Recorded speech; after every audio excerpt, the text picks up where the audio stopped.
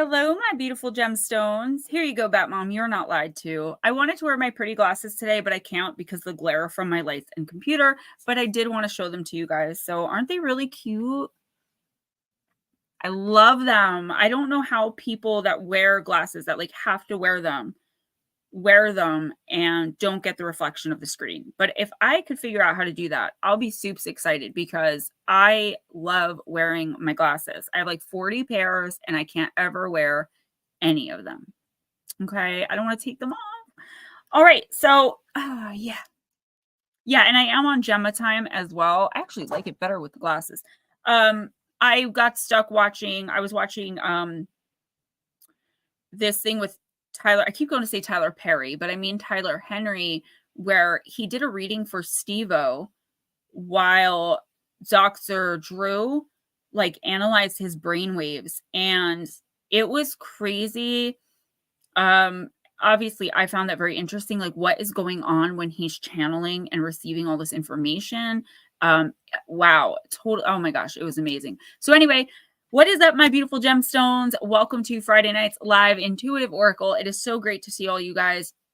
Thank you so much for coming in and hanging out with us.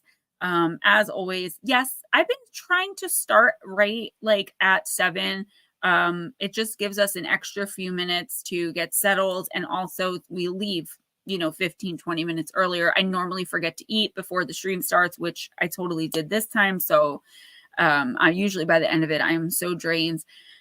But I've got a ton of decks out. I couldn't put them down. I was like, well, I don't want to have this many, and I'm like arguing, but this is what was chosen, so it is what it is. Yeah, so other than that, the one thing I do want to mention, I'll probably mention it again before, like right at the end, on Monday, our pre-recorded upload. So at 11 a.m. for everybody, there's the Solder Children. I did more true crime this week. Next week, I'm going back to, I've got terrifying encounters, and it's just terrifying encounters with things and stuff and things. But anyway, this week, 11 a.m. Eastern, we've got What the F Happened to the Solder Children. Okay, because that story is insane. And then at 12 and 1, so it's a 2-parter. The first parter is going to be 45 minutes to an hour. The second parter is only going to be like a 20-minute finish up. Erin Valenti. Did the Matrix have something to do with her death? Did her knowledge of the Matrix, yes, I mean that Matrix, have something to do with her death? I was a little upset by that story about how sensationalized with the Matrix it's become, but I figured it's something we could talk about here on this channel. So that's the 12 noon and 1 p.m. Eastern time videos that will stay public for until usually when I make them private, if I remember. I put them private for members only after Tuesday's afternoon talk, which, by the way, we're having Ryan Tremblay back, and I want to discuss Dyatlov Pass a little more. I'm going to do some research this weekend into the Dyatlov Pass incident, the documentary I was talking about, and ask him some questions and see what he thinks and see what you guys think. So yeah, Miss Batmom, welcome. Ghostdragonzw, my Lotus girl. Blue Crossroads. You know, the one thing I got to do, Eris Mana, welcome, is just quickly share this out, guys. I should have done it beforehand, but I didn't. Who's calling me? Oh, hi, spam risk.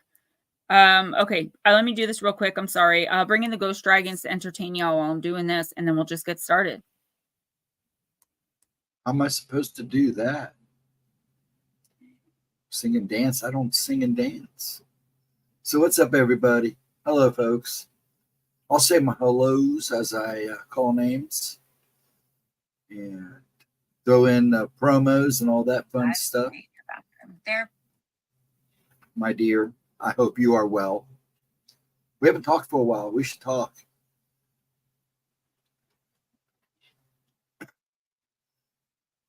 Blue Crossroads, Batmom. And Batmom, I always come in and say maybe. I do it just to be goofy. Eris. Sneaky. But yeah, that's about it. I'm having a pretty casual day. The morning was a little crazy. Nothing like going to the doctor's office with Dad because he flirts with everybody. Yep, that sounds about right. And then he got the little stomach ache while we were there, and he had a real bad pain in his gut. So of course, I think he did it for attention, because all the nurses come running around, gathering around him, loving on him. He's like, "I'm fine, I'm fine." Don't He's worry like, about get a me. big old grin on his face. Yeah, just keep loving on me. I'll be just dandy. So, guys, the eclipse energy has finally backed off, right? Even me being who I am, doing what I'm doing, all the information I give to y'all on a regular basis, did not realize how badly that was going to affect me and everyone else. What's up, Carl girl? Carl girl? I almost called you Carly girl. I don't know. What's up, Carrie? Yeah, I didn't realize, like, I would have warned y'all if I knew the terrible effect that energy was going to have on us, because it was combined with the retrograde. And I really do feel like one or the other, like, we know how to handle it for certain charts, certain people with certain charts, Pisces suns, Pisces, the water signs, I would say a little bit more than most, but you can't narrow it down to one sign. It was really rough. I don't think I've felt that out of touch and despondent in like 10 years. It was just horrific for me. So if I've been not responding to y'all personally, please don't take it personal. I'm still recovering from the eclipse. The energy was just awful. And I know for so many of you have been texting me like, I feel like I'm literally dead. Like, what am I living for? Like, everybody was just giving up hope. But the problem was I was too. So I couldn't comfort y'all. I canceled all my appointments. Unfortunately, I've got a whole entire like phone full of messages I have to respond to. So it was bad. And it brought in some bad news for me professionally regarding that contract I've been waiting 4 months for. And that kind of tore me down a little bit more. But it is passing. We are getting through it. And by the second week of May, we should be back to our regularly scheduled energy, right? And Edna, oh, Carrie, I love you too. It's so good to see you in here.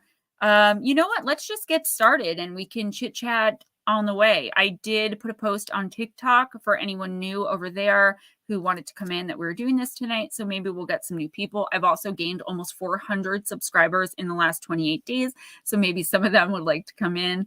And I'm setting up interviews. I'm working hard on the new book, Gone Mysterious Disappearances, where I take the most craziest mysterious disappearances and I write them out factually, and then I put like a paragraph, maybe two, it's been closer to like a few sentences to a paragraph on the end of the story about what I believe could have happened. You know, like, did the Fae, if I think the Fae got involved, no one else wants to talk about that because they feel like it's going to be offensive. Like, I'm profiting off these people's deaths by spookifying it, but that's not what I'm trying to do. And I did do a trigger warning and like an FYI in the introduction about my intentions with the book. And I hope that it's well received and people understand that I'm not trying to hurt or harm anybody or traumatize anyone or trigger anyone. I'm just trying to open the book a little bit more. Yeah, I'm trying to open people's eyes to what's really happening out there. Regularly scheduled cray. At least we didn't feel dead alone. Absolutely. Almost 4K. I know. It took me 3.5 years to get 3,000, and it's taken me less than 6 months to get 1,000. That means I'm starting to grow, and I am so excited about it. I got my Patreon up and running again. Not that I'm offering anything except for the monthly readings at this point, but I am setting stuff up for Patreon members and for the channel members. Okay. You have viewers coming over from Rumble too that never. Yes, I do. And there's even some people from TikTok, even though I barely posted over there, I let them know what my channel was, what I do. So yeah. All right, let's get started. Bat Moms first. Let's get it started. Bat Mom, I am going to use the Fairy Tale Oracle. I felt re-energized watching the eclipse. I started singing "Light of the World, Shine on Me, Love is the Answer." Oh, and that's so wonderful. I felt good. Go ahead. No, I just felt so. To watch Pop's face when we got to see the Ring of Fire. I've never seen him light up like it's like the first time he ever saw it. And it was, you could just feel the energy. Even Giles was just pulling up and coming out of the car. It was like we were all three standing there looking at it. It was really neat to have 3 generations of men looking up at this thing. And it was like amazing. Yeah. Happening. Yeah. I was so thankful for the videos you sent me. I sent them to Darling Deb, and I meant to ask Tennille, Blue Crossroads, and Arisha if they wanted it, because I don't think y'all saw it in Tennessee. It's not that great. It wasn't the full thing. Yeah, but it was something. I got to show RJ. That was what I kind of wanted it for, because I thought that in New Jersey, I think I told you guys this last week or in Tuesday's stream, I thought that we were going to see more of it. I didn't realize, because the news around here comes from New York City, when they were saying, like, we're going to see it, get your glasses ready, they were talking about in New York, not in New Jersey. And so New York and Pennsylvania got it. But I felt good while it was happening, like in the energy of it. But in the last 2 weeks, I'm telling y'all, I've been more low, mentally, just feeling hopeless, helpless, even in despair than I've been probably in the last decade. But don't worry. Yesterday, actually today, I woke up and I was like, ooh, I feel great. I'm connected. I was losing my connections. I couldn't channel properly. It was pretty bad, but I'm back in business, guys, and I'm here for you. So if you are expecting a text, I kind of made a promise to myself that I'm going to be more vigilant about texting y'all back, because I realized that, I'll just start saying something. Did you text your friends back? Yeah, it's a lot when you're trying to reach somebody and they're not answering you. An introvert or not, I'm a public person. And I tell you guys, if you need me, I'm here. Now, that doesn't mean every single day, all day long, I'll be there. But I do know I need to do better in that area. So I have taken it upon myself to kind of make that a new short-term goal. During your day, you just schedule like a half hour just answering people back, letting them know you got and not deleting texts until they're fully read. I do have a bad habit of like skimming and deleting, and then I'm like, oh poop, I can't go back. Area 51. We would still like you even if you can't read. Would y'all? Oh, Munchie Chipmunk. Munchie Chipmunk got her first personal general intuitive oracle reading, the remote generals I do, because I've been trying to give them to the new people to bring them into that circle and show them what I can do and what I offer. So that was cool. All right, Bat Mom, let's do this. I'm using, whoa, too many cards. Fairy Tale Oracle. Starting off big. Yes, the Blue Crossroads. I didn't even get to see your answer as to whether or not I could post that picture on Facebook. But when you guys meet, and it's happened 3 or 4 times where somebody sent me a picture and said, look who I met. And it's that you guys met in this stream and then you're meeting in real life. I cried when I saw the picture of you and Andrew. And I know that sounds weird, but I did, because I was like, wow, like look at this connection. Look at this friendship of these 2 men who otherwise never would have known they were crossing paths. I'm getting emotional now. It was a lot. So Bat Mom, you got the protagonist from my favoritist ever. I don't want to say nursery rhyme. Fairy tale? Yeah, fairy tale. You got card number 5, Gretel, the card of ingenuity.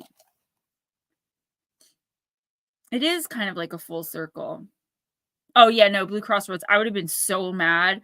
I would have been like, no, Mio, you need to change your route. Go back. Get me that picture. You guys looked really happy, too. The energy of the picture was great.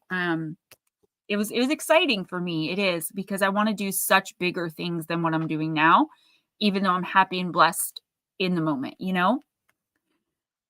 Bat Mom, she pushed poor Gretel out to the oven from which flames of fire were already darting. Creep in, said the witch, and see if it's properly heated so that we can put the bread in. Let me fix this. You see my Amazon boxes. Sorry about that, y'all.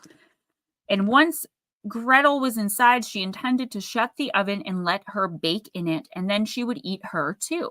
But Gretel saw what she had in mind and said, I don't know how I'm going to do it. How do I get in? Silly goose, said the old woman. The door is big enough. Just look, I can get in myself. And she crept up and thrust her head into the oven. Then Gretel gave her a push and drove her far into it and shut the iron door, fastening the bolt.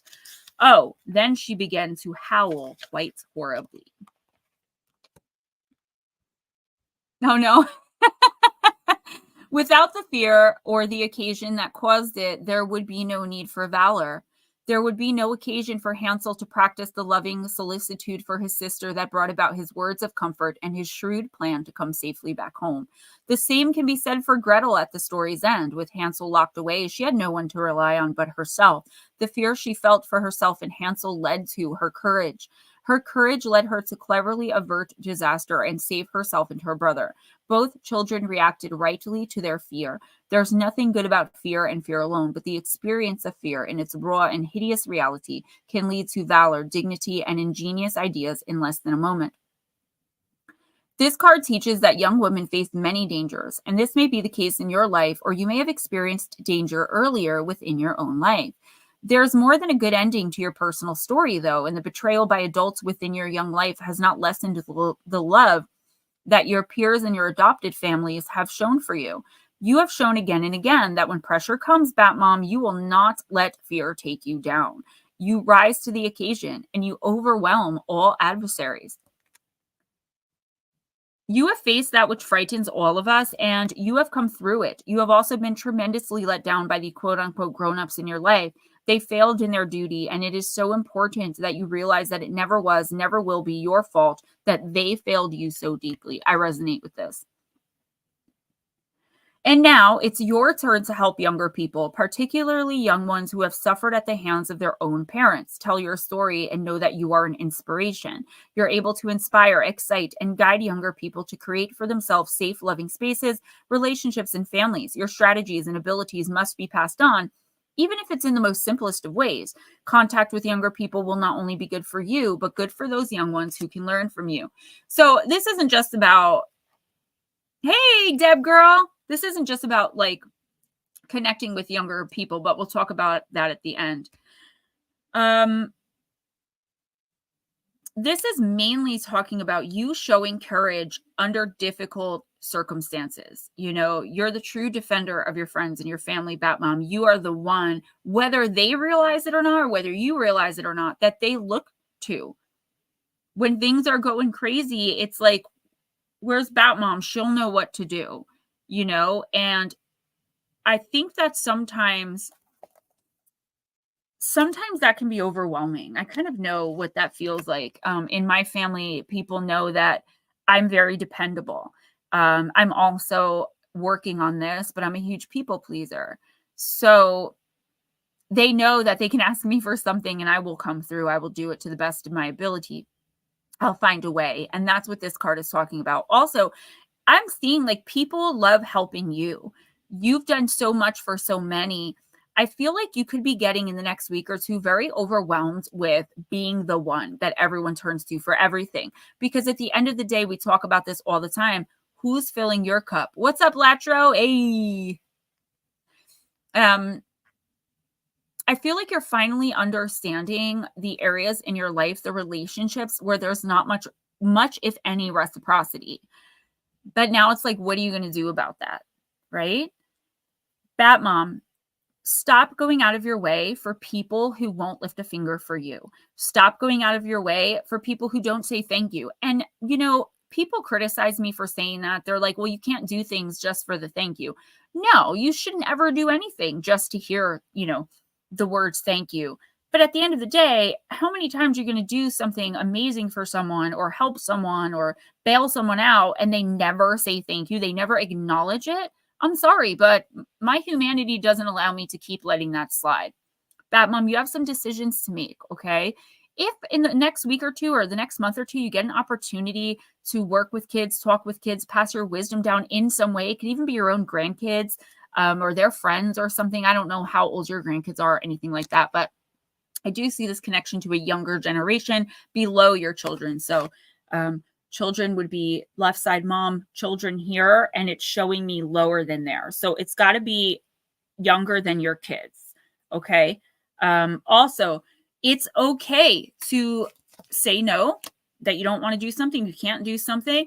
It's okay to feel overwhelmed. You have to, in the next few weeks, try to find that person that person. I was going to say are those people, but I feel like it's one person. You know how everyone is, I'm we're talking about everyone looks to you. What do we do? Or, oh crap, we can't pay our rent. Let's call Batmom. She'll find a way. You know what I'm saying? Or like, we don't have groceries. Let's call Batmom. Who is that person for you? Okay. I think that's what you need to figure out, right? I'm not making a personal statement on your daughter's behavior. What's up, Heather girl? Latro, thank you so much. I personally, this is Gemma speaking, don't like when people use children as weapons or pawns. It's been done to me a lot in my life, and it's horrific, in my opinion.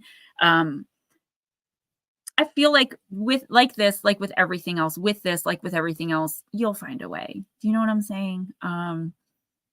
Take it in stride. Try to see your daughter's point of view. Try to see where you could have done better. You already know where she could have done better. You know, like, what you're upset with, like what the issue was, right? And just move on from it the best that you can. I feel like the main point of this card is to tell you, you have to find your own Batmom. You cannot always be the one, and then you have no one to unload off to or unload on. Mark H, what's up, sweetie? I've been getting your messages, but I explained in the beginning of stream some very serious issues I've been dealing with that I'm okay now, but it's taking me a little to crawl out of my shell. So Batmom, remember that you have an energy where like people are drawn to you to help you. Don't forget how to use that. Not to manipulate people or anything like that, but don't forget, like, you have people that are willing to go above and beyond for you. You just don't like asking for help. In the next week or two, you may have to swallow your pride and ask for some help, because I feel like you're just getting to the point where you can't handle the weight of the world on your shoulders anymore. Maraid, what's up, girl? So nice to see you. Thank you so much for coming in. Let us know if you need a reading, if you have to leave in a few minutes, or if you're hanging out with us. And Edna says, as the eldest and one that everyone always comes to, there's a fine line between helping and enabling. And don't forget to take care of yourself. Yeah, I was busy. I was despondent. The lunar, or what was it, a solar eclipse? The eclipse energy really did a number on my psyche. And there was a lunar eclipse a week before that too. That's why, yeah, it's all of the eclipse stuff with the retrograde. It did really bad things to me. So, all right, awesome, Marie. We'll do that. Saw a talking penguin. Wow, where? Make sure we squeeze Marie in when we can, okay? Yes, I know she's across the pond there. So, hello, dear. Next is Lotus. Oh, Mark, in the beginning of this stream, I was talking about it. That's what I meant. So if you go back and listen later, you might understand a little better where I'm coming from. All right, Miss Lotus, I'm going to use Destiny's Portal. I haven't used this deck in a really long time, but I love it. I love the artwork. When you guys see some of these cards, it looks like Amy Brown a little bit, but it's not. It is Jessica Galbraith.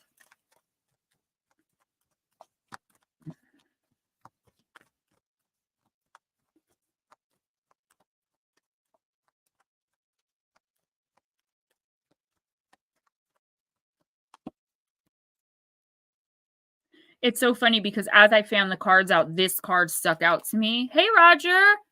Nutslap. Nutslap became my sounding board all last week when I was depressed and like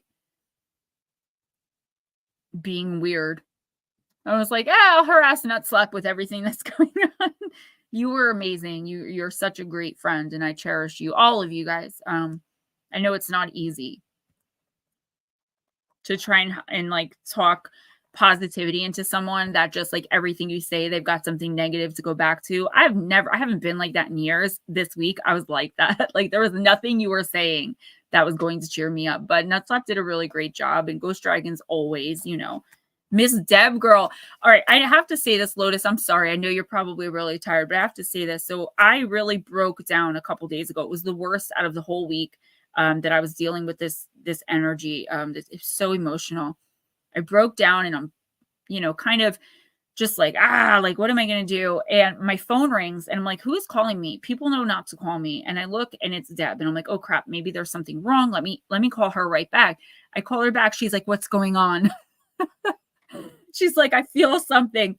Then when I get off the phone with her, I get Sunil texting me like, hey, is everything all right?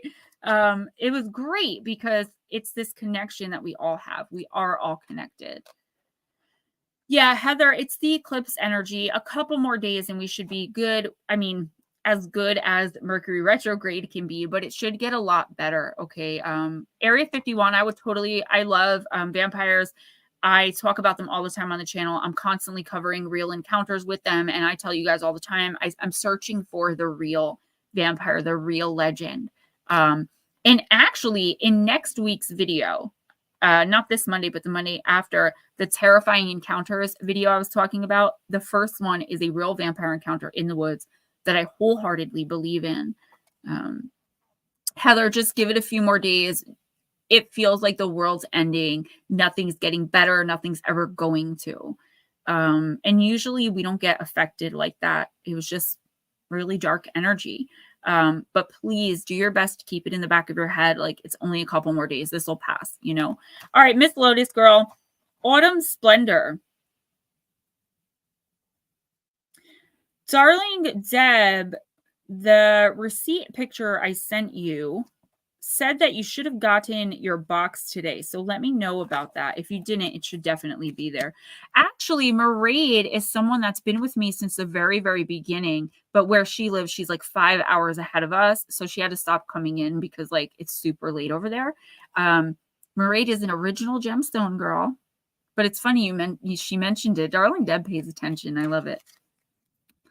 Myth Lotus, cool, brisk air, trees painting gold, red, and orange leaves against an impossibly clear blue sky.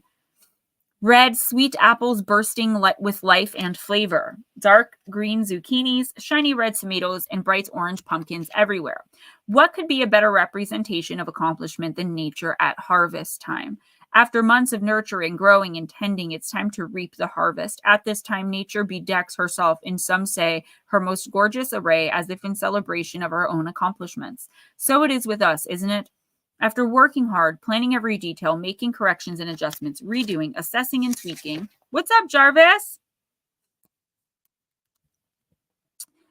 We might feel a justified sense of pride. We'd like people to see what we've done and to praise both the finished product and our careful efforts in creating it. Even though we know what we've done is worthy, somehow it feels more real if there's some sort of public acknowledgement, whether formal or informal. Our Autumn Splendor Fairy is a subtle but potent representation of pride following a job well done. With their red and orange hues, her richly colored garments exude energy, vitality, passion, focus, and harvest. The leaves in her hair indicate that her actions and accomplishments are in her thoughts. She is very conscious of them. The spirals adorning her in the background are signs that everything is and has gone with the flow of nature, that everything is just as it should be. The tiny crescent near her eye is not quite full. A little something is still lacking. Perhaps she wants external acknowledgement. But notice she's not overtly seeking it. She looks rather shyly over her shoulder, unwilling to demand or ask for a compliment, but nonetheless hoping that anyone seeing her splendor will indeed say something pleasant. Your splendor is showing you have accomplished something wonderful and you are understandably proud, and you should be, but the act of accomplishment isn't the focus here. With this card, you are being asked about how you react afterwards. Do you want recognition? Are you getting it? In particular, are you getting it from the person, people, or institution that matters most to you? Are you responding graciously to any acknowledgement, or on a less pleasant note, are you demanding attention? Don't ruin a perfectly splendid achievement by draping it with arrogance. Surround it instead with the sparkle of grace and quiet, confident pride. So here's the thing. I don't feel like you're arrogantly asking to be acknowledged, but I do feel like, and this is almost like what I read for Batmom in a way. Lotus Girl, this is you being like, you know what? I'm doing everything. Like I just said, where's the thank you? You know, this is a time for a lot of us, male and female alike, but Miss Lotus Girl, it's like in the next week or two, I feel like you're really going to start understanding your role in this life. I feel like you've played, not second fiddle, but you've played You know how every 90s rom-com had like the funny best friend sidekick? You've been playing the sidekick to someone for a long time. And I don't think you realize it, because I do think the person appreciates you, even if they don't acknowledge it in a way that most people would. You know what their acknowledgement of it is. Like, they do appreciate it. But I feel like you're to the point where it's like you do so much, and then when it comes to a big decision, this person or these people go and make it by themselves without including you. And I think that you're coming to this conclusion of, I don't want to be the sidekick in this space anymore. Not meaning you want to leave a relationship or anything like that, but you may want to remove yourself from a separate situation, even if you can't do it totally. For example, I'm not saying it's about the business, but I'm going to use that as an example. You decide now that like you no longer want to be involved in the business. You don't feel like you're appreciated. You don't feel like, you know, it's worthy of your time now, because all that the work you're putting in. Listen to me. If you are unhappy or if you are frustrated, overly stressed, it builds up inside of you and it will find a way to manifest. And I feel like with you, it's finding a way to manifest physically. And a lot of your sickness is coming from whatever this is. In this scenario, I'm saying the business, but you'll know what it is. I feel like you could be thinking like, there's no way I can't walk away from this. You know, I can't walk away from it. I'm too invested. They need my help, et cetera, et cetera.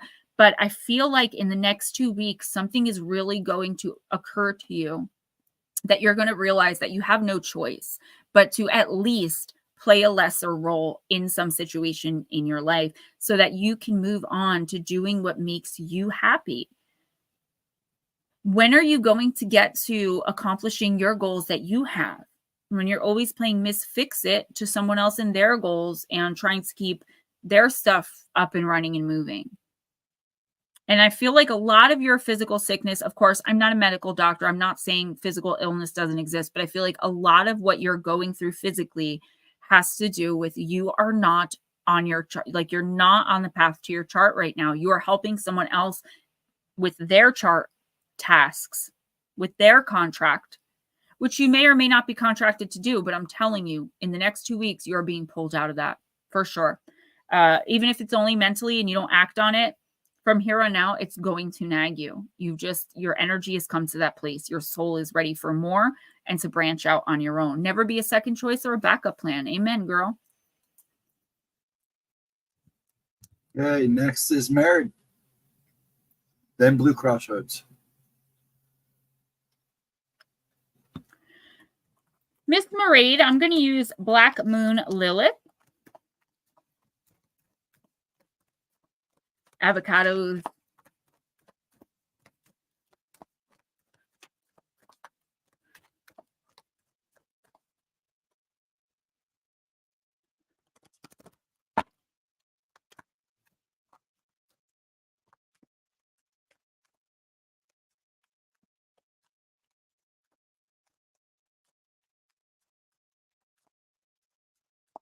I'll play, backup in certain situations, No, I said that the receipt said the expected delivery date was today. So if you didn't get it today, it will definitely be there tomorrow.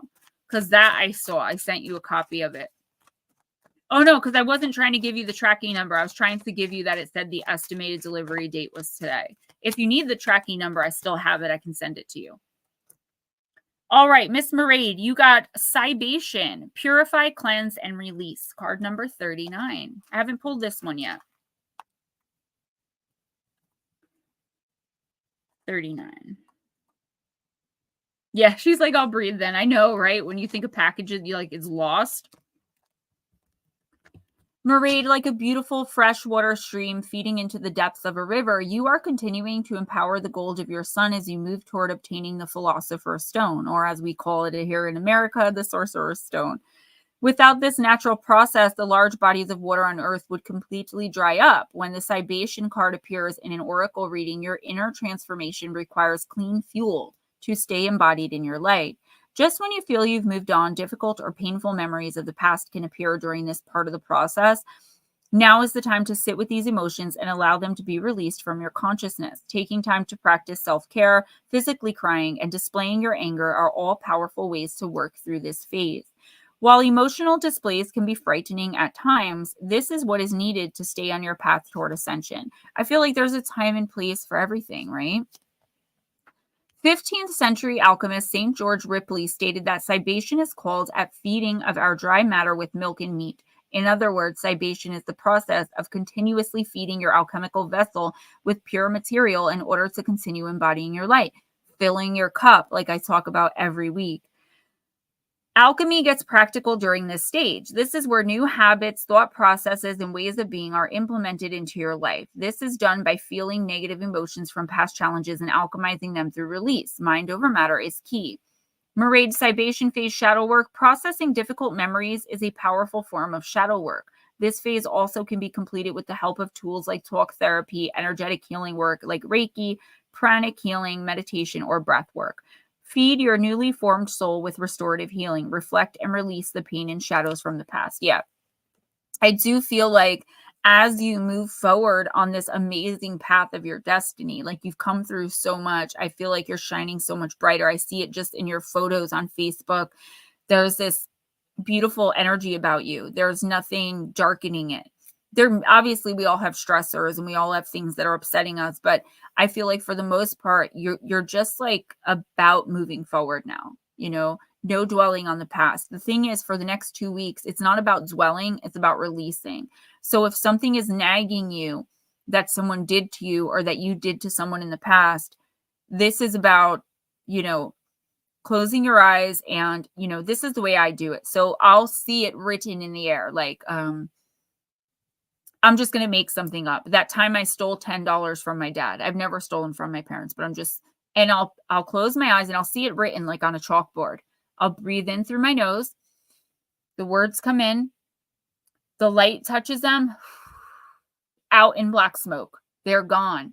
Practice something similar, whatever works for you in that way. You got to breathe them in through your nose, let your light and energy hit them. Picture golden light surrounding the words, or you could be a picture, a vision, a person, whatever. And then you breathe it out and imagine it flying out in black smoke. There are guided meditations you can do on YouTube for releasing emotional attachments, cutting emotional cords and ties. You are being directed to do something huge as far as your soul contract in, like, for the rest of this year. That's what your soul is working towards. Your soul is on a mission right now to get you to start fulfilling more of your contract. The problem is your human self can't let go of some things. That's what you need to focus on trying. Okay. Writing letters to people you can't let go of that harmed you or that you harmed, and then ripping them up or burning them. You have to release it. If you need to cry, cry. Obviously, you don't want to break down like in the middle of the grocery store, but if you have to, then do it. As long as you're not physically harming anyone, who cares? You have got to let go of this guilt, shame, fear, and regret surrounding one situation in particular. But you also have to let go, I'm seeing on the other side of that, something someone did to you. Once you do that, the path to your contract, like the soul fulfillment goals that you have that you're not aware of, but your subconscious is, because the subconscious is the soul's memory, you are going to be amazed at how much better your life gets. And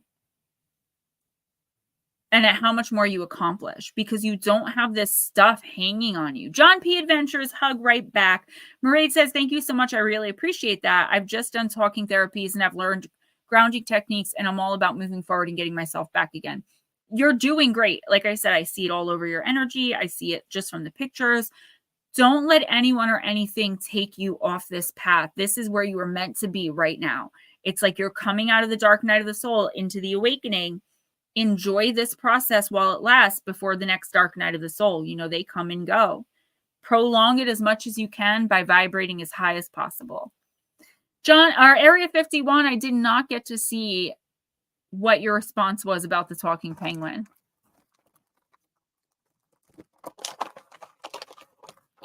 I had some M&Ms. I believe those were for somebody else. Thank you, sweetie. You're so welcome. He likes the Sour Patch Kids. Blue's next. Loves them too. I don't know. You I tell said me. Blue is next. Oh, I thought you said who's next. I'm like, I don't know. It's all right. All right, Mr. Blue, what are we going to use for you? You know what? We haven't used... I don't think we've used this one for you in a while. Oracle of the Universe. I have to do it like this because otherwise my lip gloss will stick to my hand.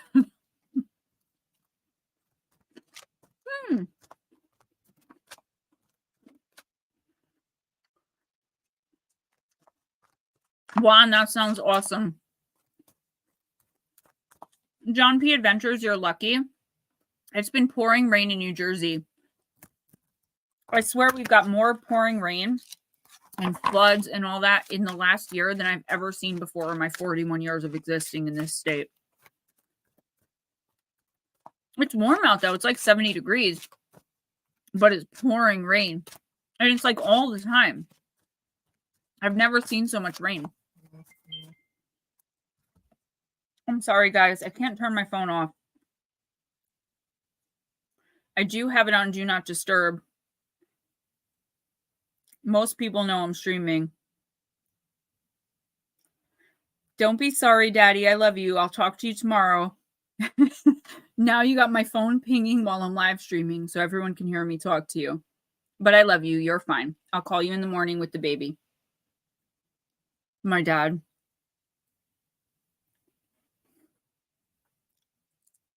Oh, and my mom. Isn't that funny? The first one was my mom and the second was my dad. Sorry about that, Blue. 100 pounds of hail. Well, thank you, Mike J. Behold. I love that compliment. Yeah, I just turned 41 on March 1st. Every time I put pictures of my kids in the community post, aside from my little guy, everyone thinks they're my siblings. I mean, I'm loving it. All right.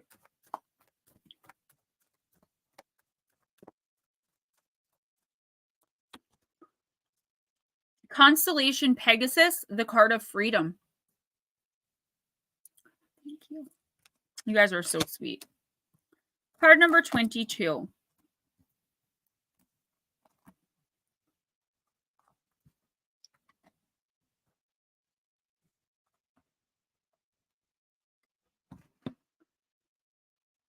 Find freedom in the mastery of oneself. You can't control others. To be truly free, you must cultivate your own independence. No one owns you but you. You always have a choice.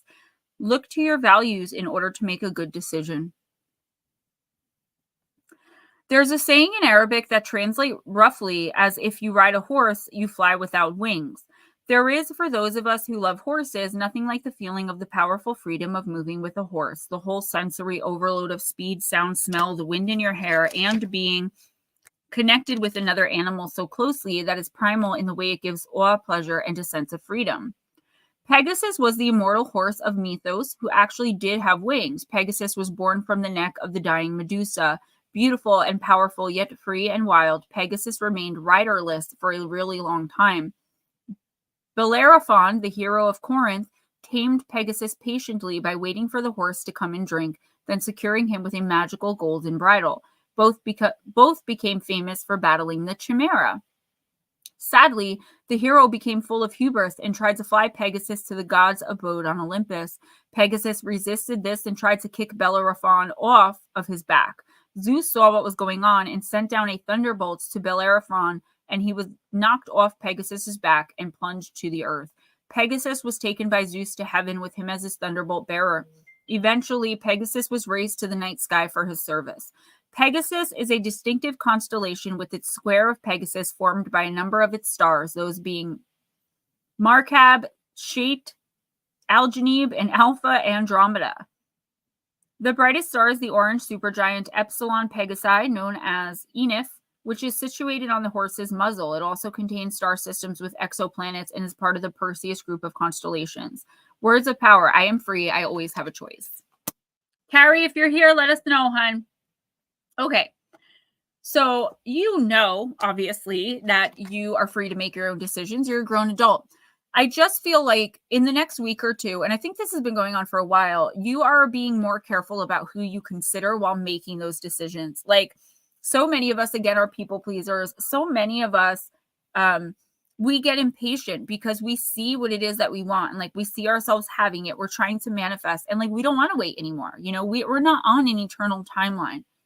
Our clocks are constantly ticking. The universe wants you for the next week or two, Blue Crossroads, to only focus on you. Do it selfishly.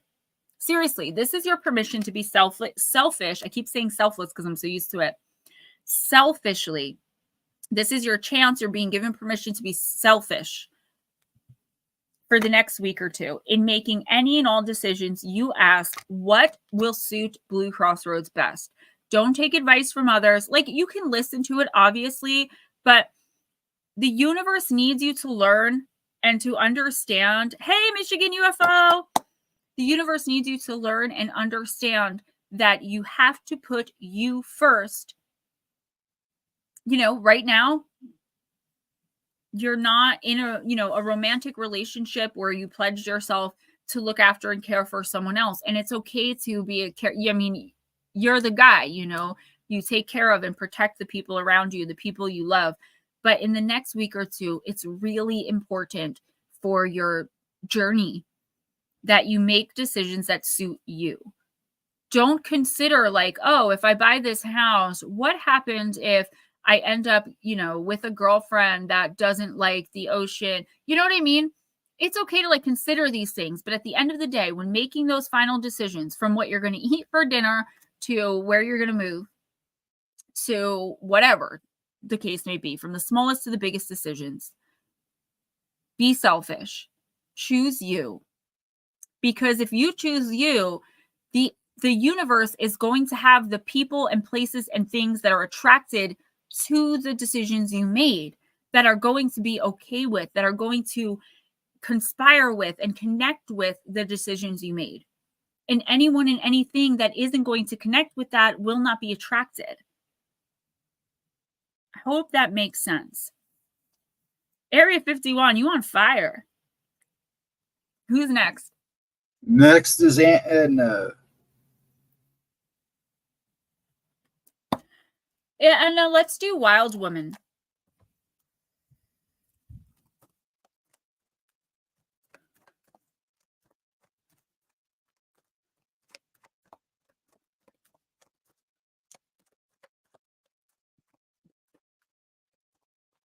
So good to see you guys, my gemstones.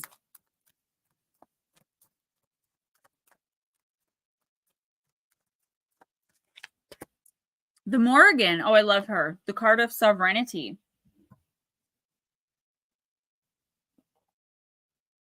That's what I wanted to say real quick, Anna, give me a second.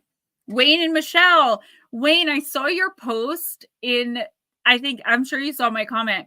If it wasn't you, I would have had something much different to say. And then I looked and I was like, oh, it's Wayne. And then I had to like be nice to you, because then I felt compassion. Isn't that crazy? Like I looked at this post and I thought, very negative things. And then once I realized it was Wayne, he's such a good person and a kind spirit, I ended up seeing the post in a different way. It was the weirdest thing that happened. But that's a lesson for me, because I told you guys I have a habit of making snap judgments and speaking before I really think things through. And that's just another way the universe showed me that lesson, that like, Gemma, you have to stop making snap judgments, because you don't know where someone else is coming from, and so lesson learned. That really taught me to be more careful in judging comments that I read, especially because I have a bad habit of barking back at people without really trying to understand where they're coming from. And as a healer, I have no business doing that. From 2018, it seemed very relevant. I'm just saying. But yeah, it was cool. It reminded me that I have a new book coming out, and I'm not sure if we ever talked about the BEK. So And Edna, you got the Morrigan, card number 21. What was a time of seeming misfortune in your past that in hindsight led you to develop greater self-respect and personal sovereignty? I just clicked on that thing and then it just had a post there. I don't even remember what I was looking for because I don't normally, like, I'll join a group, but I don't go into the group and like talk because I am like, I tend to offend people without meaning to. And the Morgan reminds you that life will never be without challenges. Hardships, boundaries, and death are inevitable. And while it may be difficult to see where you are in the moment, they all carry value. It's easy to believe in our personal power and autonomy when the wheel turns in our favor, not so much when we face misfortune. The Morgan asks you to stand firmly in your sovereignty, taking full dominion over your body, mind, heart, and soul. She wants you to develop willpower, grit, integrity, and self-respect. Now, I know you have all those things. What's up, Mama? I know that you have all those things. I feel like, what happened here? I feel like this is just a reminder to you to like access those qualities in yourself in the next week or two. It could be a challenging couple of weeks. Qualities that never come freely or easily and are born from overcoming struggle and strife. That's how I know you have them, because you've been through struggles. I've seen you learn and grow and change just from reading for you once a week for 3 years, you know? The Morrigan, translating to Phantom Queen or Great Queen in Old Irish, is the Celtic warrior goddess of death, war, prophecy, and sovereignty. She is a dark goddess who embodies the feared yet natural and inevitable facets of nature. The Morrigan sisters, Badby, Macha, and Morrigu, were members of the Tuatha De Danann, a mystical godlike race that ruled over Ireland for thousands of years. The Phantom Queen rarely fought physically with weapons, but rather prophesied, incited, and empowered the Tuatha throughout their many battles against invaders. A fearsome, shape-shifting harbinger of death who often takes the form of a raven or hooded crow, the Morrigan is a symbol of sovereignty. While the sovereignty that she is traditionally associated with relates to the divine right of kings to rule over the people, personal sovereignty, now associated with the right to rule over ourselves, is something many of us seek.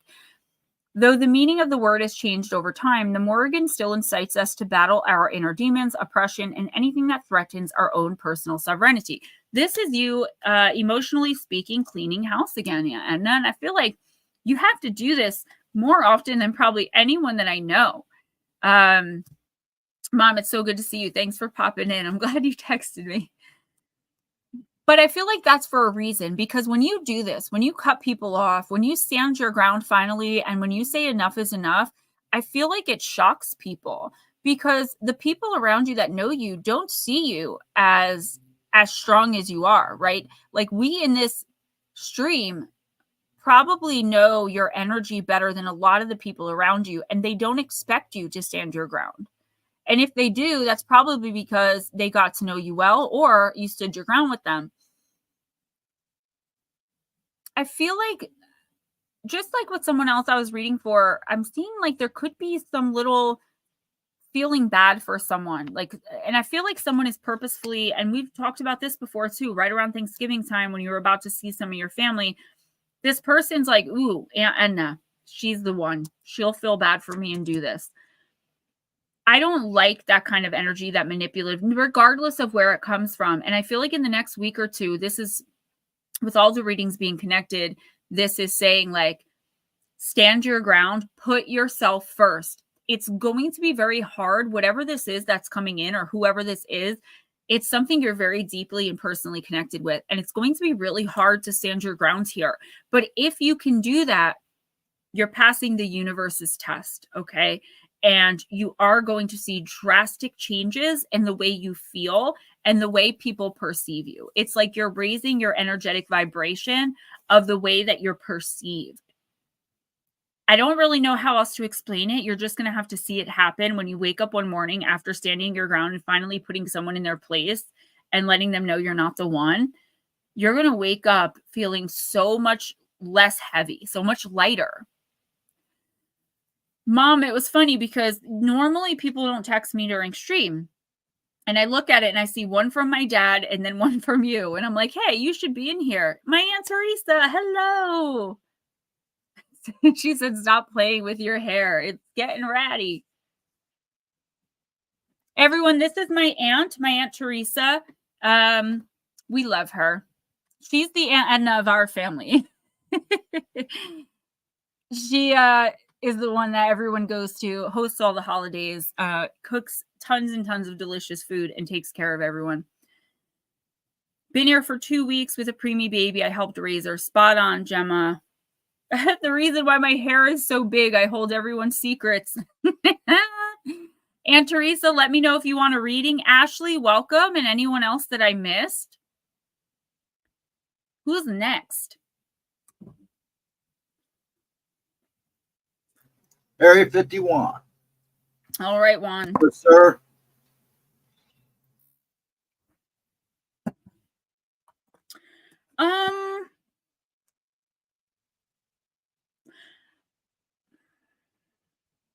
Let's use Halloween. Ooh, I forgot I had the ancestor spirit over here. Let me put that out where I could see it. I am next. I am the chosen one.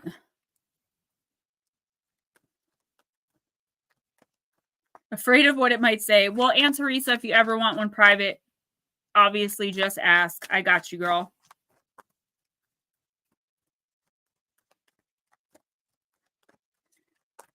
You're not the first person to say that. My Aunt Cindy was terrified of getting readings for a long time. And then, of course, the first reading I pulled for her was like one of the only sex cards that I have in 250 decks. It got really uncomfortable. So maybe you're making the right decision. All right, Juan, you got the apple. Risk and renewal. Oh, nope. It says risk and reward, but probably renewal too. We're all going through that. Like I said, with 2 eclipses and a Mercury retrograde, your girl was out of whack. Like out of whack the last week. I didn't know which way was up. I was so like hopeless. And now I'm feeling better. So the energy has passed. We got to wait till the second week of May to get out of the retrograde, and we're going to be good. Oh my God, darling Deb, I'm addicted to Fortnite. What's yours? Juan, sweetest icon, risky red desire, poison and freedom, tempting heart of fire. Apples have been a symbol of Samhain for a very long time. Apples, when cut in half, have a seed pattern that looks like a pentagram, and so the Celts held the fruit to be sacred. Bobbing for apples, a game traditionally played at Halloween, has its origin in the Samhain festival and is one of the oldest associated with this celebration. The traditional way to play is to place 3 or 13 apples into a barrel of water, and the game is to try and bite an apple whilst it floats and bobs in the water. Hands must not be used, and people often compete with each other, bobbing at the same time. It's believed that the Romans brought the custom to Britain, and there are quite a few images recorded through this art of this activity in both cultures. It was said that unmarried women who placed the apple they had bobbed under their pillow would dream of their future husband. Oh, girl, you did mention that. Oh my God, Supermarket Simulator. Really? We got to get you on Fortnite. Oh my God, I can't. In Newfoundland and some parts of Ireland even today, Halloween is called Snap Apple Night. Candy apples, apple on a stick covered in toffee, although not quite as popular now as they once were as Halloween fare, are now making a comeback as a fun and simple treat to prepare on this night. Apples have been an iconic part of mythos from ancient times to modern. The story of the poison apple in Snow White, to the Roman goddesses Pomona's magical apple tree, to the Christians' tempting fruit in the Garden of Eden. Guys, I'm not trying to get religious, but I hate this because in the Bible, it never says apple, it says fruit. And more than likely, in that part of the world where the Garden of Eden was over in Iran, it was probably more like, I think, a pomegranate or something similar to that. It never says apple, okay? We're not apple worshipers. I'm just saying, okay? Anyway, should you receive this apple in your reading, it's time to look at how risk plays out in your life. Are you hedging your bets and not trying anything new? Do you want change but are not willing to change anything? Are you willing to risk to get a greater reward? Or alternatively, are you risking too much too often? It was an avocado. I want to get an avocado plushie. I don't know why, but like I really want an avocado stuffed animal. All right, Juan.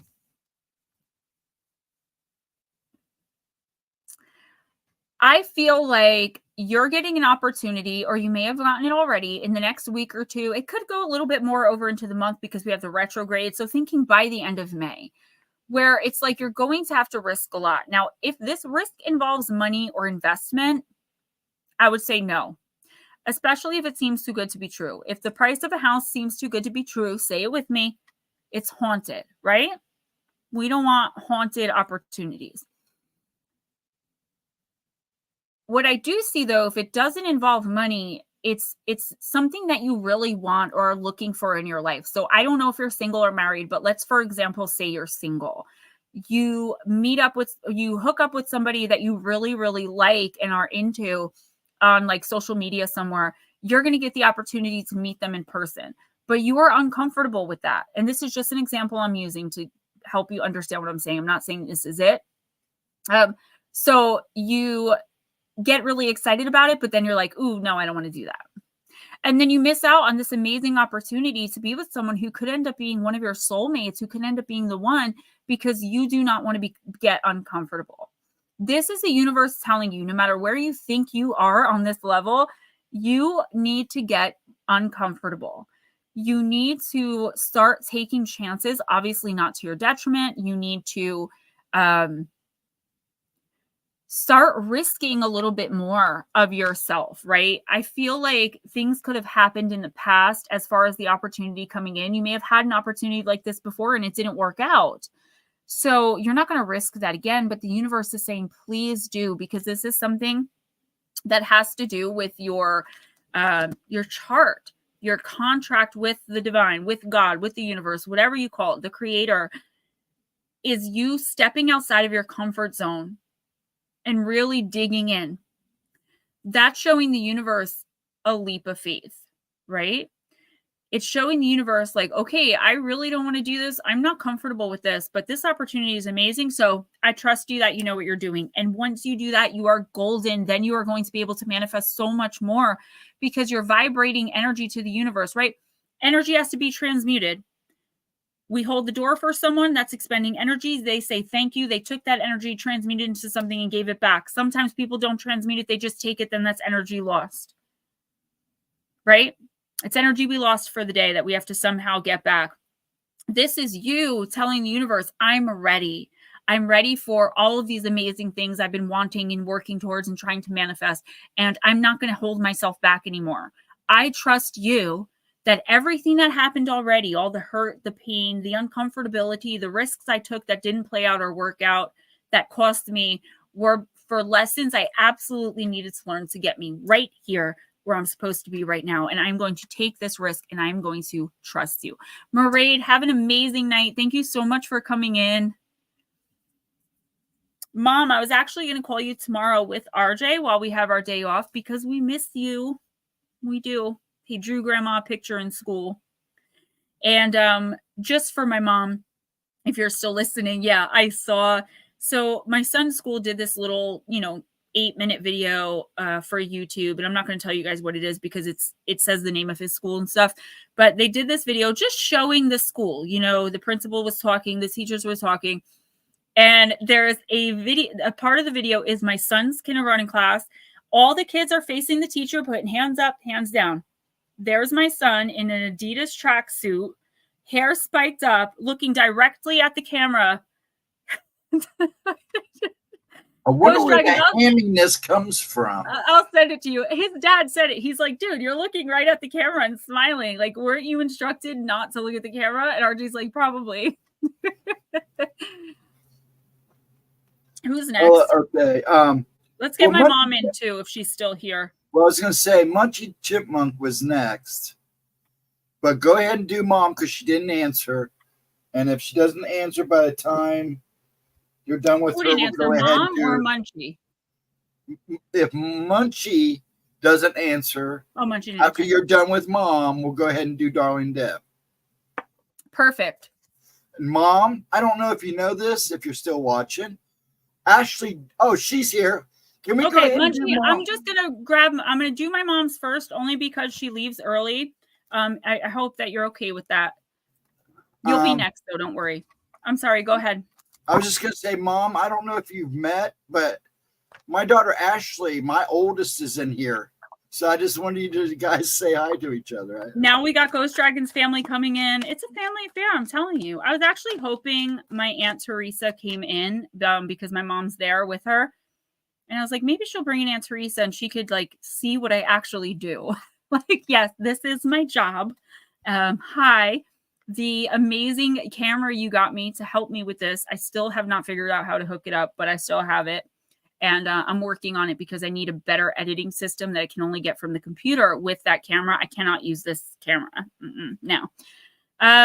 Reminds me of that scene from Toy Story. You are a toy. I love Toy Story. Toy Story 3 is my favorite, where they like find Bo Peep and they fall in love. Did you guys watch the short I did called Don't Turn on the Light?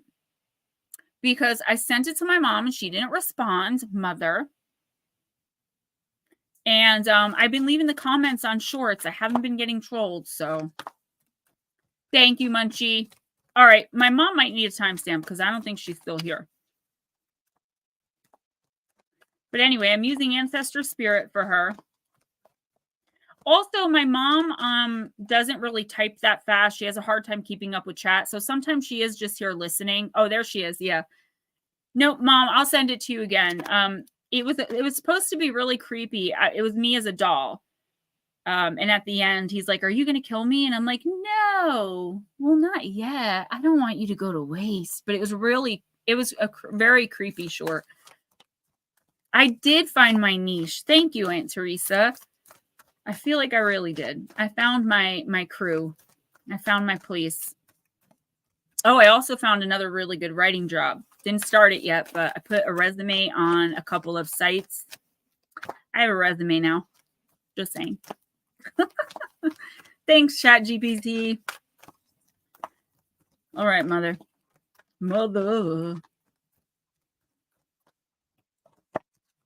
Guys, don't forget to donate. PayPal, Cash App is preferred because I get the money right away and I get 100% of it. But if you can't do it that way, Super Chat, Super Stickers are always welcome. I get 51% of that when I get paid at the end of the month. YouTube takes 49% of any and all donations, and money is made through these streams and through my videos.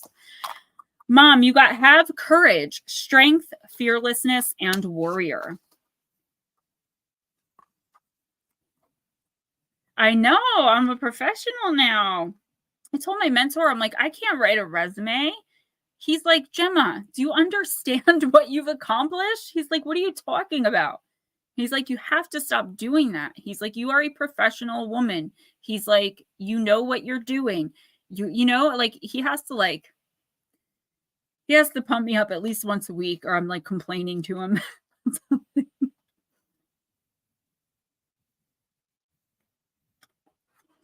That is you. So, Mom, the Maasai people of Kenya and Tanzania have stayed true to tradition despite losing much of their land to European settlement. They build kraals, the Maasai homes that provide security and protect the people and animals in the tribe from trespassers and predators like lions. From a young age, Maasai boys are trained to become warriors by their fathers and by the elders in the tribe. The boys must go through various rituals and ceremonies to prove their strength. Traditionally, a young Maasai male had to hunt and kill a male lion on his own to show the tribe he had the courage and strength to be a true Maasai warrior. This dangerous tradition could result in injury or in death. Lions were only ever hunted for this initiation or if they posed a threat to the Maasai people or their animals. Maasai life centers on their cattle, the primary source of their food, and the measure of their wealth. They bravely face challenges to protect their animals, the family, and the culture. The ancestors speak. You are stronger than you think you are. Persevere and don't give in to your fear. You have the full support of the universe. You're not alone. Believe in yourself and your own strength. You can weather this storm. Even though you can't see it yet, there's a wonderful rainbow waiting for you on the other side of this very trying situation.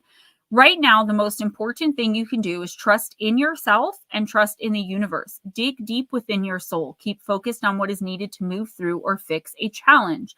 Then step forward with positive intent. You have been through a lot in your life, and this obstacle isn't going to stop you now, so stand firm. Draw strength from all that's important to you and be warrior-like. Know that you can do this. So maybe where there's a rainbow, there's a pot of gold, right? I mean, I was actually referencing that situation, was right where I was going with this. And I won't personally mention that on here, but mom, you know what I'm talking about with this. It's like, don't give up yet, right? There is still a part of the picture that you're not seeing. And that's because the universe wants you to believe more in yourself. Don't feel like you always have to lean on, like, it's great. You have family, like I would do anything for you. Teresa, Uncle Dave, like you have so much family around you, but there are some things that you just have to deal with yourself. And that's mainly these feelings that come up in you and this anxiety about maybe some things that, you know, are created in your head, or maybe some real fears that you're having about a certain situation. Either way, I feel like the way you deal with them is going to show the universe when you're ready to receive the abundance. I believe it has to do with that situation, but it could be any abundance, something coming in for you that's so grand and amazing. You can't see it or picture it right now. But the more you sit there and say, no, I have bad luck. Nope, not me. This is, you know, I'm never lucky, or nothing like that ever is going to happen to me. Like, it could come in the form of me writing a New York Times bestseller and getting a whole crap ton of money and buying you your dream house. Do you know what I'm saying? You don't know that you're never going to get to this one place you want to be, wherever it is. But if you keep telling yourself that you're not, that means you keep telling the universe that you really don't want it. Something is inside of you, like maybe fear of success, fear of what that would look like, you know, but that's just your ego edging God out. That ego is fear. I don't mean ego like think like I'm the, you know, that kind of ego. I'm talking about the ego inside of us that says, no, no, no, don't take that chance, because what if you fail? Or no, no, no, don't do that. What if people get mad with you? You know, when you know you're doing the right thing. In the next week or two, mom, I want you to really stand your ground and really be there for yourself. Pamper yourself and pamper yourself mentally. Tell yourself, I am going to figure this out. I am going to get there. You got to remember the universe is on an eternal timeline and we're on a human timeline. We're still using the Gregorian calendar, which is every month is supposed to have 28 days. Somebody messed up somewhere. Okay. We're on our own timeline. So 10 years is a really long time for us, but to the universe, it's a mere second. Until you've learned everything you're supposed to learn, you are not going to get to where you want and or need to be. So keep it more positive. And I tell you this all the time, stop being so negative about things. He said, yes, that looked damn good in the tux. Ooh, she did. Finally bought yourself something. I like that phone though. My mom's, what is it called? My mom's styling with her new iPhone. All right, Bat Mom, no worries. I think we read for you already, right? Yeah, we read for Bat Mom. All right, who's next? Munchie, right?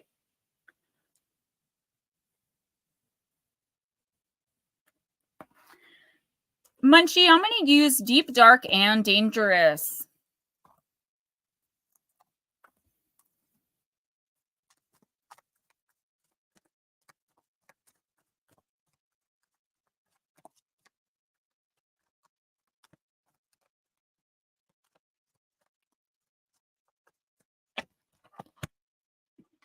This card keeps coming up over and over again, even in personals with my clients, guys. Card number 4, Treasure Dragon. It's a deep card.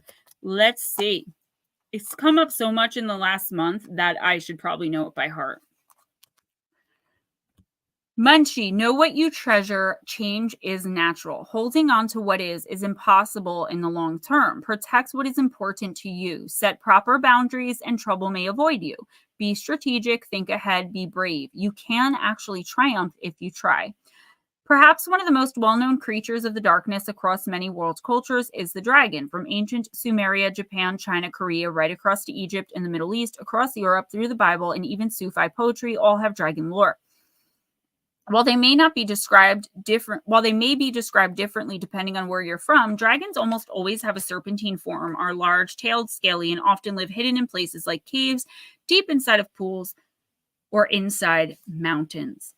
Asiatic and Middle Eastern dragons are the most like great serpents, sometimes with legs, sometimes without, and are often strategic and intelligent in their mythos. Chinese dragons are beautiful and are considered aligned with the element of rain and bringers of good fortune. Yeah, this is a great card. The European dragon is most often winged, can breathe fire or spit venom, and has often been the target of heroes who kill them in order to win a prize. It is this aspect of their mythos that is intriguing. Dragons can be seen as both gatekeepers and protectors of treasure, what is valued at the same time. Sometimes the treasure is being guarded for a purpose, good or bad, yet the dragon must be overcome for the hero to be rewarded with some of the treasure. In the Norse sagas, there is a wonderful story of the hero who makes his money by working out various ways to sneak past sleeping dragons. In the English saga Beowulf, a slave steals a single cup from a dragon's hoard, and the dragon knows of it and begins to raise the city around it. Guys, just so you know, Ashley, if my mom doesn't respond to you, it's only because she doesn't see you. She's not the best with texting and chat, so don't think she's ignoring you. Beowulf takes 12 warriors with him to slay the dragon, but when they see it, all but one runs. Beowulf battles the dragon, but his sword shatters, and he is mortally injured. I haven't seen Beowulf yet, guys. Both he and the dragon are dying. He tells the one warrior who stayed that he must bury the majority of the dragon's treasure, lest the cowardly soldiers come back to claim it, and he and the dragon die both without the treasure. Both terrible and beautiful dragon magic is still strong today. So many films and games still mention dragons, and the motif appears on flags for sports teams and in popular culture everywhere. More likely now than ever, dragons are increasingly seen as benevolent, intelligent, and oftentimes wronged by humans.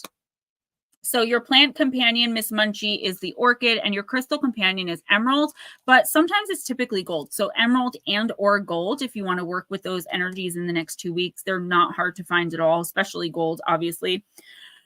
What this card is saying is, and I'm sensing a theme tonight, as is always happens. It's like, what are you taking risks for? Who are you putting yourself on the line for? Who are you putting yourself out there for, or what? Is this something you really believe in? Is this someone that is going to do the same for you? Is the energy you're putting out being reciprocated? And if it's not, then why are you not enforcing boundaries? Now, I'm not asking you in a judgmental way or trying to indict you, but that's what I'm seeing. It's like, why do you keep giving to a person, to a situation, to a relationship that is not giving you anything back?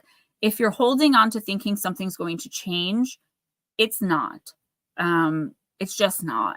And I feel like this relationship and or this person were put into your life and you're put into theirs, so y'all can learn some lessons and move on.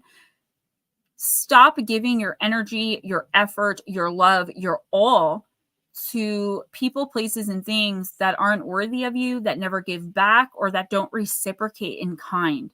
Right? Energy is about reciprocity. Taking it in, giving it back, taking it in, giving it back. And if someone's not giving it back, all you're doing is draining yourself of your own energy, and all they're doing is sucking it up. Don't be used as a source of supply. Miss Munchie, if there's, I almost said heiress, if there's a situation, a relationship, or a person in your life that you've been having a really hard time with for a long time, and you're like, if I can just do this better, if I can just make this amount of money, if I can just look this way, if I can just change myself, then things will be how I want them to be. And the fact of the matter is, this other person or like someone involved in this situation is an energy vampire. All they're going to do is keep draining you until there's nothing left. The universe wants you to see this so you can take the treasure, your precious energy, your beautiful spark, and get the hell out of there before it's all gone, before this person, this relationship, this situationship, whatever it is, takes it all from you. And that may take a very long time, but eventually you will be drained of it all. this person will end up with your treasure. And you know what they're going to do with it? They're going to sell it to the highest bidder. Like, it's not something they even care to have. You deserve better. Whatever this is, you deserve better. What's up, Nomio? I saw the picture of you in Blue Crossroads, and I'm like, oh my gosh, people that met in my chat are meeting in real life. And I feel like I'm bringing people together, and that's what I want to do so bad in my long-term plan of having a spiritual retreat by the beach, and just bring you guys together and spiritually heal and connect. And when I see pictures of you guys, when y'all meet on the outside of this stream, I get emotional. I really do. I think I need a haircut. Okay, who's next? I need a haircut. But, I'm sorry. Darlene Deb. Hello, Darlene Deb. You're next, dear. Deb girl, let's do shadows and light. Munchie says, putting my energy out there and not getting it back with something that definitely crossed my mind today. There's a reason for that. It's the universe calling your attention to a lot of imbalance in a certain relationship. I don't see it in a lot of areas. I feel like you do enforce your boundaries. You do stand your ground for the most part. All of us give in sometimes when we know we really shouldn't, but it's harmless. This is not harmless. This is harming your spirit, and we can lose pieces of our soul this way. So you know how incredibly hard they are to get back? There's only a handful of people probably on the earth that can do it, and it probably costs a lot of money. Maybe not a handful, but there's not that many. And you just can't let it get that far, because that's when you will lose yourself. You have brought so many of us together, Gemma. I hope so. All right, Miss Deb girl, let's see. Oh, well, there it is, I guess. I don't know why she's looking at me like this. Sewer mermaid. Your sensuality is beautiful. Hey, girl. How you doing? Card number 25.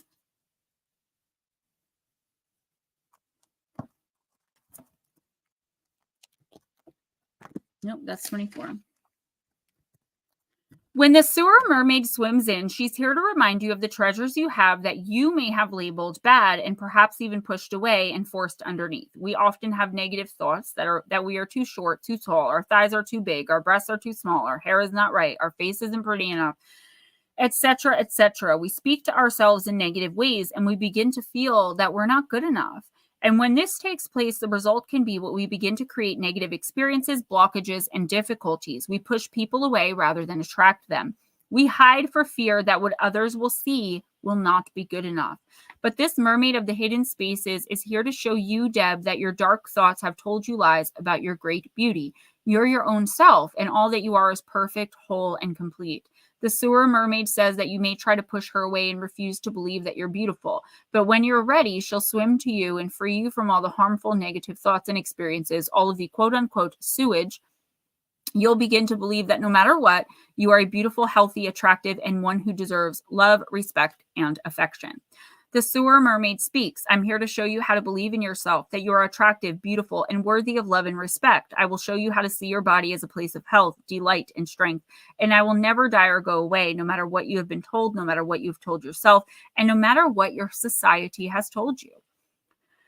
Let's clean up your physical and mental acts. Let's love all aspects of the physical self. Let us not criticize and hate ourselves, no matter our size, shape, or differences. We're all unique expressions of the divine, and that truth most certainly applies to you. Cowie Snyder, if you're still here, let us know. Let us not be ashamed anymore. Let us celebrate who we are and learn to love the differences and be grateful for all that we have, are, and will be. Divination message. Part of you that is natural and beautiful, most likely your body and appearance, has been influenced by thoughts and ideas about it being unworthy, unhealthy, perhaps even dirty. So a part of you has had to evolve and exist in a less than healthy way. It's time to clean up your act, not your natural looks, but of the way you have thought about yourself. Something beautiful has been treated badly. It's now up to you to begin to reframe your ideas and thoughts, and therefore your experiences of yourself. Let this strong survivor mermaid show you how to love yourself and your appearance again and rise above the rubbish and stink of negative conditioning regarding your beautiful body and unique self.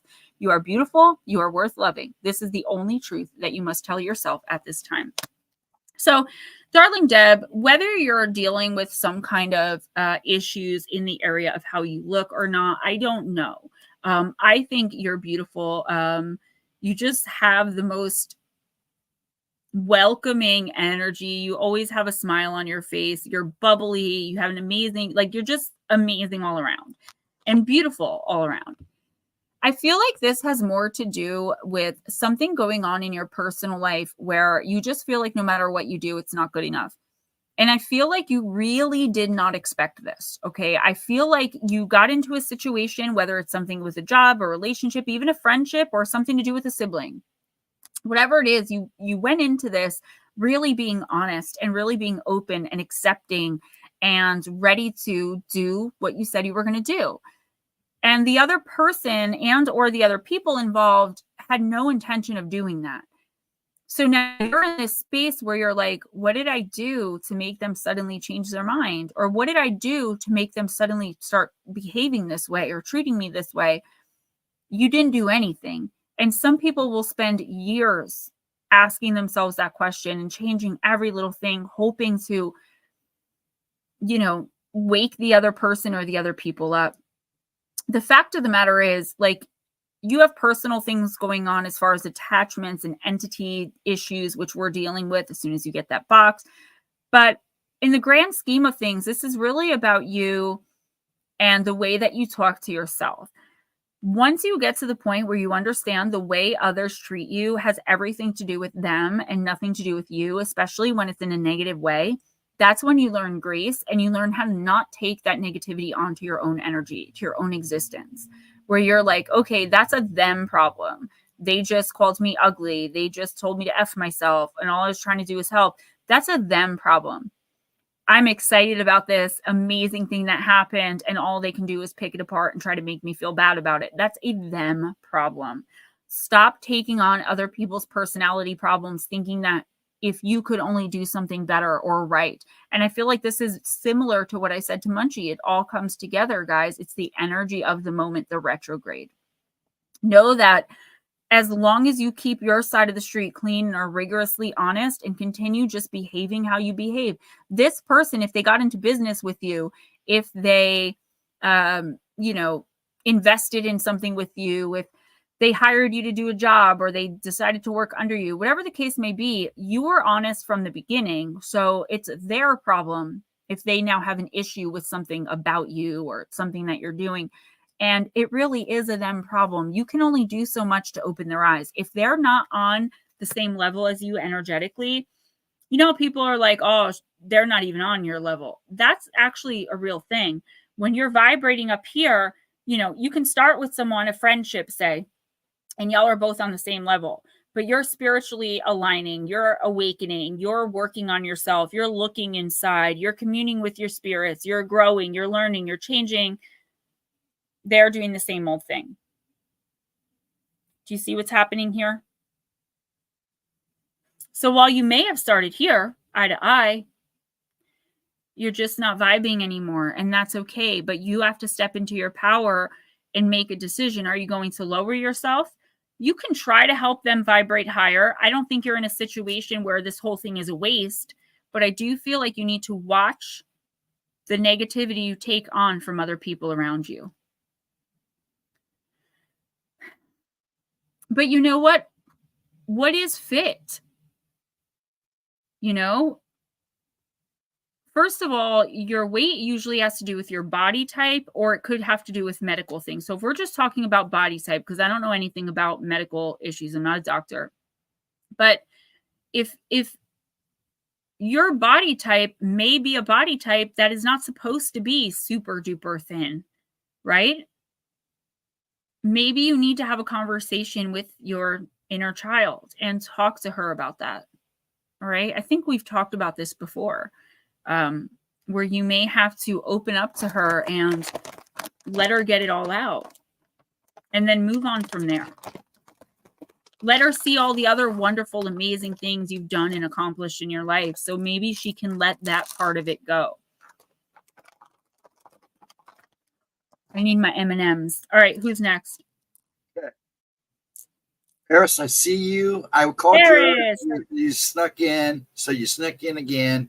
I'll get you in here in a minute. Heather B, are you able to hear us, hon? She's next. I know she has internet problems and stuff. Heather B. So I don't know if you want to go ahead and do her or wait till she comes in, because I haven't seen her for a little bit. Hey, Julie girl, thank you for stopping in. You have a personal for May coming next week, Monday or Tuesday. Heather's here, so. Okay, there she is. Okay. I called her name. It just didn't come up. Okay, no sweat. And then after Heather B, Mark, and then we'll slide Eris in, then Nut Slap.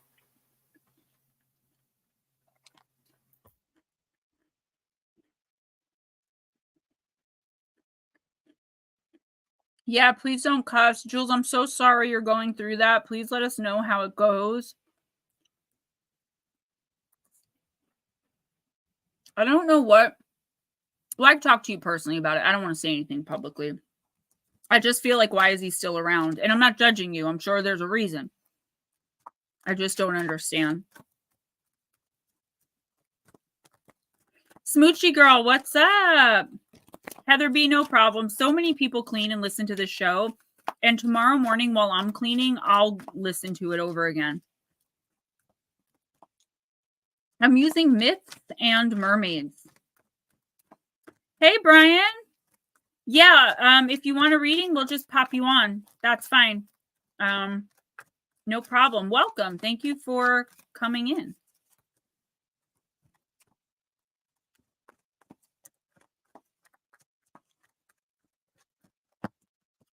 All right. So, Heather B, you got Mermaid Picking Lotus Blossom, card number 25. You did get it in the reverse shadow position. You're so welcome. I love seeing new names in here. I really do appreciate you coming in and getting a reading and seeing what we're all about here. So that is so cool. Where are you from? I hear you, Heather. Okay. A lovely golden-haired mermaid sits upright in a pond covered with lily pads. She thoughtfully seeks out and selects a lotus blossom. A contemplative look is upon her face. She's on a quest of faith, a quest of a spiritual nature. While hoarding is not a healthy or admirable activity, keeping some material gains in reserve isn't a bad idea. It's time to stock up on material goods and wealth. You will be confronted with opportunities to earn extra money. Take these opportunities and put the rewards in a safe place. Invest wisely and focus on your financial future. You're surrounded by options, mental, material, emotional, and spiritual. Now is the time to focus your energies and select a path to search for spiritual perfection. Take your time and find the direction that's appropriate for you. Experiment with a new method of communing with nature or your higher power through yoga, meditation, or even religious study. Find a group who's seeking just as you are and who shares your ambitions. This is the time to move forward with an open mind and a curious heart.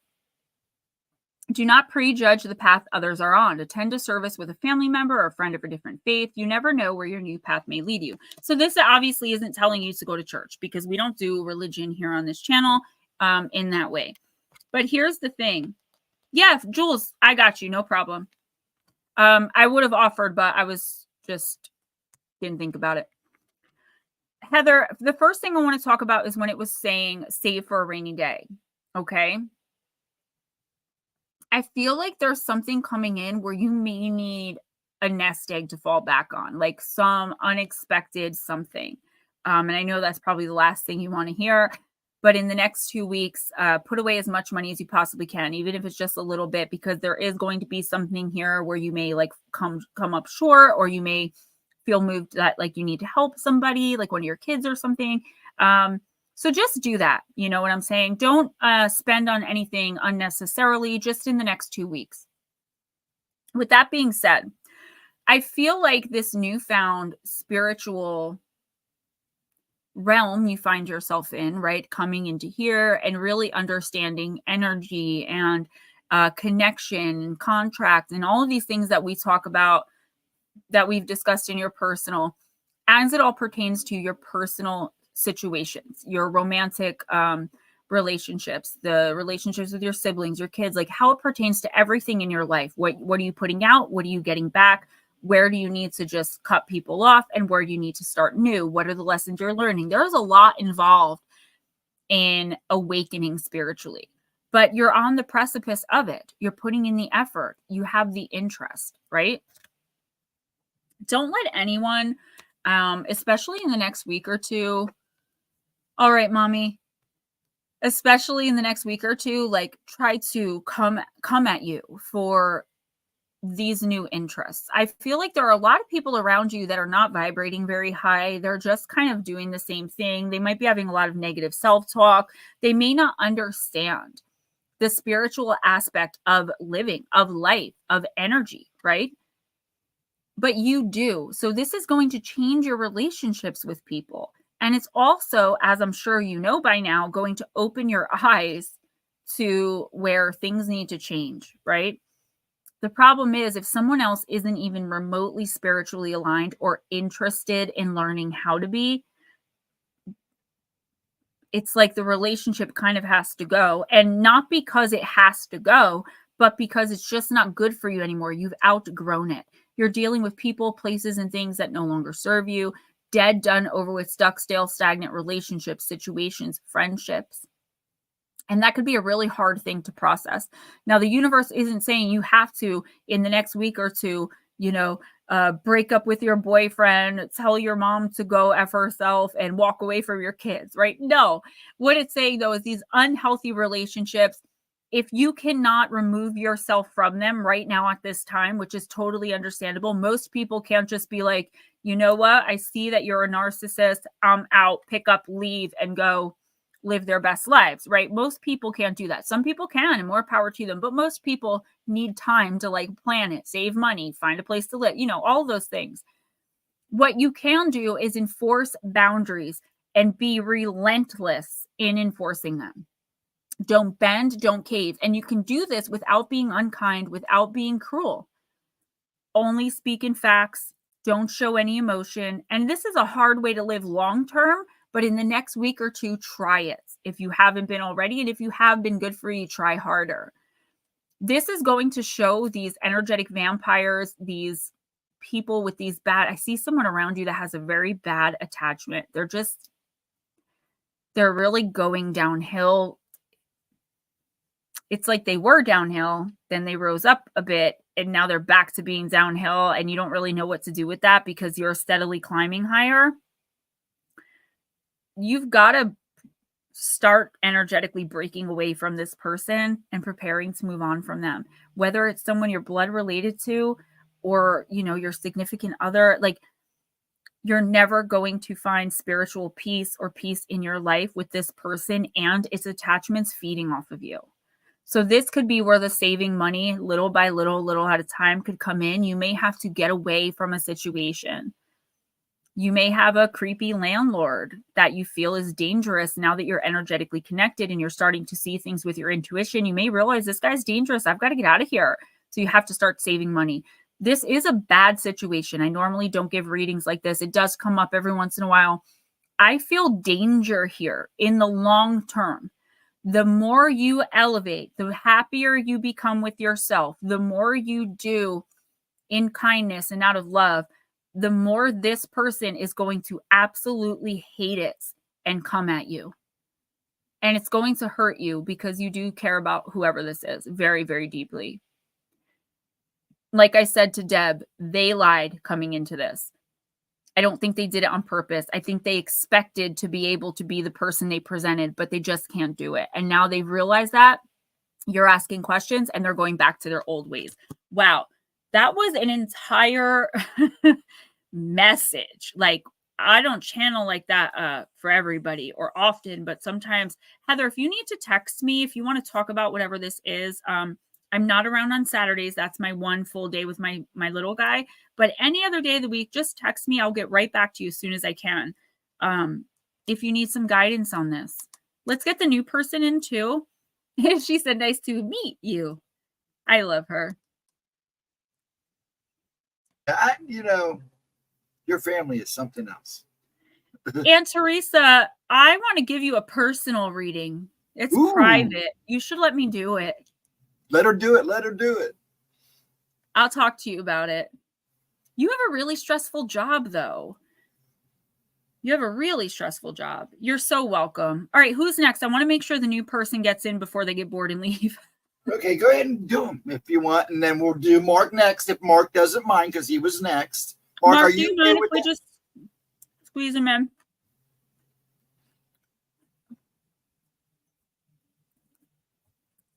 He's still here. Brian, thank you. We're just waiting to see if Mark's okay with it. I'm sure he is, but we need to ask first. Heather, I feel like you and I are going through some similar things. And that's probably why thank you so much, Mark. Really you can be next. We'll make you next. Thank you. Yeah, Mark, thank you, sweetie. Yes. All right. That sounds good, Aunt Teresa. I'm with that. I'll make sure I bring 3 decks with me because that's how I do it. Oh, nice. Brian Fitch. I didn't see where you said you were from, but I guess the Gulf Shores. Yes. No, don't worry about it. We always bump up the person. Like when it's your first time in, you get that one-time bump up where you don't have to wait in line. I tried to do that as best I can for the new people. All right. I'm using Alice, the Wonderland Oracle. Can I ask where you found me? Did you see, like, I just like to know, like, where people are coming from. So I know, like, what my best shot of getting more people is. Facebook. Sorry. Or it's okay. Just perusing YouTube, someone's show.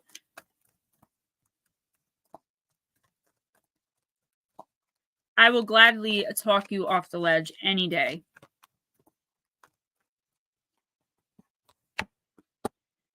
Mississippi on the Gulf Coast. That sounds like, I know this is going to sound so country, but that sounds so exotic to me. Like, it just sounds very like, not exotic. That was the wrong word. It sounds very peaceful to me. When I think of, recommended on YouTube feed. Yes, that means I'm actually like gaining traction. Yeah, that is awesome. Thank you for letting me know that. When I hear like Gulf Coast, I always think, I'm not good with geography. I have no idea where that even is. I know Mississippi is like somewhere in my head on the map, but I just feel like tranquility. Like when I think of Tennessee. All right. So Brian, let me just get a sip of water.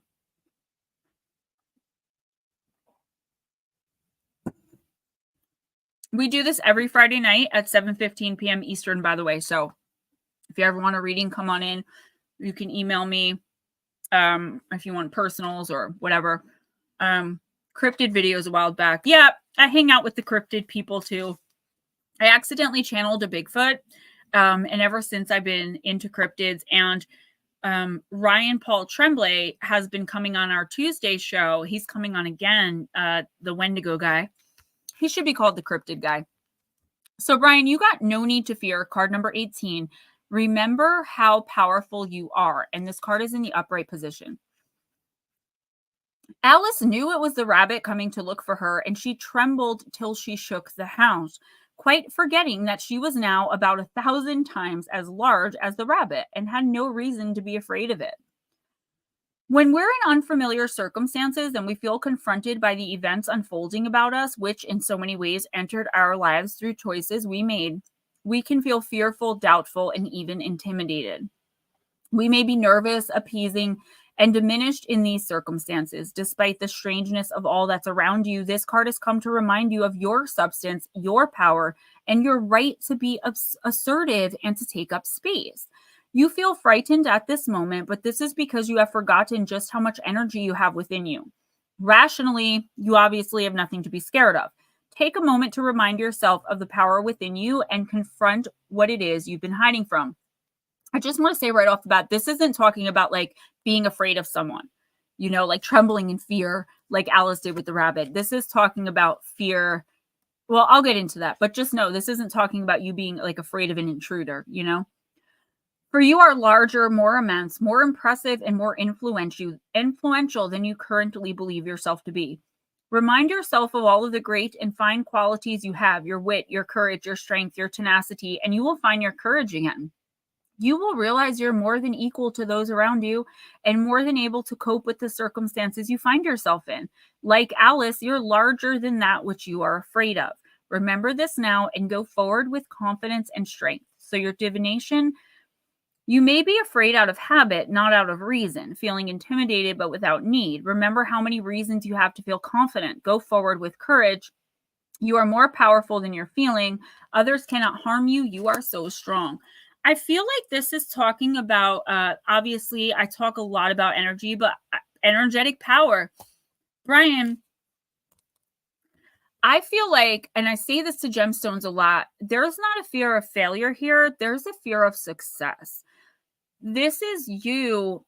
I feel like in the next week or two, you could have just gotten an opportunity, or you could like an opportunity maybe to be with someone romantically in a relationship, or an opportunity for a job. It could be literally anything, okay? And I feel like your initial reaction and response is just like, nope. But even though deep down inside, you really want to see what it's all about, there's something here about someone or something that you don't trust. I'm not talking about relationships and situations you're already in. If you don't trust something, you need to figure out why in your energy that your intuition is telling you something's off. Because when your intuition tells you something's off, it is when you're energetically connected.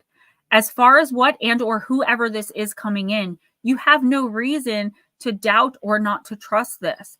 This is, like I said to my mom, this is ego, edging God out, whether you believe in God or not. You could say edging creator out, ego.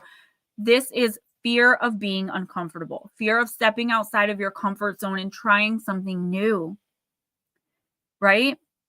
Or trying the same old thing one more time because you really feel inside it's right. You are bigger, more amazing, stronger than you even realize because you have no idea of the energy of your light that you're putting out there. You are attracting these opportunities and these people in the best possible way now. Maybe you're a person that's used to attracting a lot of negativity, a lot of negative people, a lot of bad circumstances, right? But now you're making better choices. And that's telling the universe that you're ready for bigger and better things. The only fear I see here is the fear of being uncomfortable. So your challenge in the next week or two, Brian, is to step outside of your comfort zone. Take an opportunity that really resonates with you, no matter what it takes, because you're taking a leap of faith and telling the universe, I know you got me. I know this is going to work out. Now, as far as whatever this situation is in your life where you think that like either someone's lying or there's something I'm seeing where it's like something is not right and you know it, but you can't pinpoint really what it is. And if you don't know what I'm talking about, you will in the next week or two. I never miss. And it's not because it's me, it's because I deal with spirit. You know what you know. And this is your validation that what you know is true. You don't need tangible evidence or proof to confront somebody about how they're treating you, a wrong they're doing to you, something they've said about you. You don't need it. You just need to be connected to your intuition. Make your decisions based on that, not what someone else who you don't trust to begin with is telling you. You don't even trust them. Why are you going to believe them? Because it would be outside of your comfort zone to stand up for yourself and enforce a boundary. You need to do that, and you need to know that what you're intuitively feeling here is correct. Again, as far as outside influences, things you're not energetically connected to, a new job offer, offer to travel, a new person you met and connected with romantically, a new friend coming in, that follow your instinct to pursue it. Even if it is going to be a little bit uncomfortable and awky, it's going to be well worth it in the long run. Mark, I'm coming for you, honey. Last 3 M&Ms. Weird. I typed it. It didn't show up in YouTube, but it showed up in StreamYard. So yeah, Mark is next, then Eris.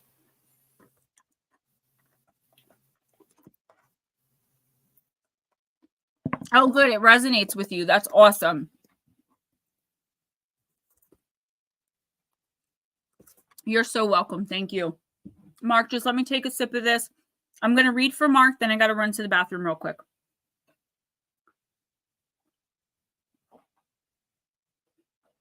I'm going to beat you there.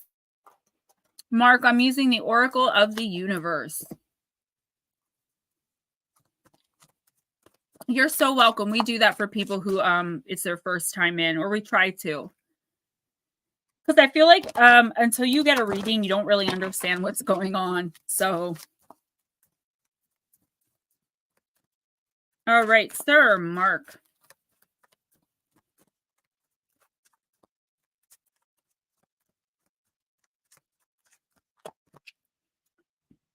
Constellation Aquarius, card number 11, or ecstasy. Obviously, you could be dealing with an Aquarius person, but I don't think that has much to do with anything. This is just big Aquarius energy.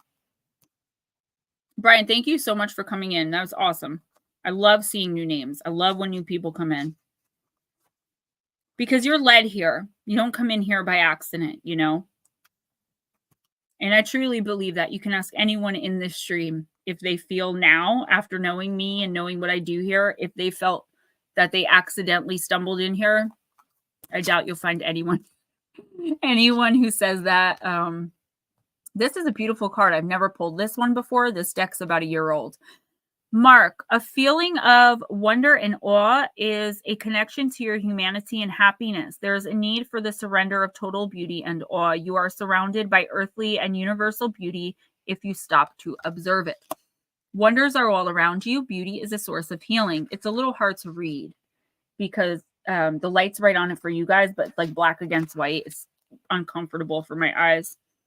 Yes, I know. My sister Carol's an Aquarius, Smoochie. Y'all are crazy. Most humans share a connection to wonder and the beauty of ecstasy. Humans gather for music. We love light displays like fireworks. We generally get awed by the beauty of a landscape, a wild animal, and sunsets and sunrises.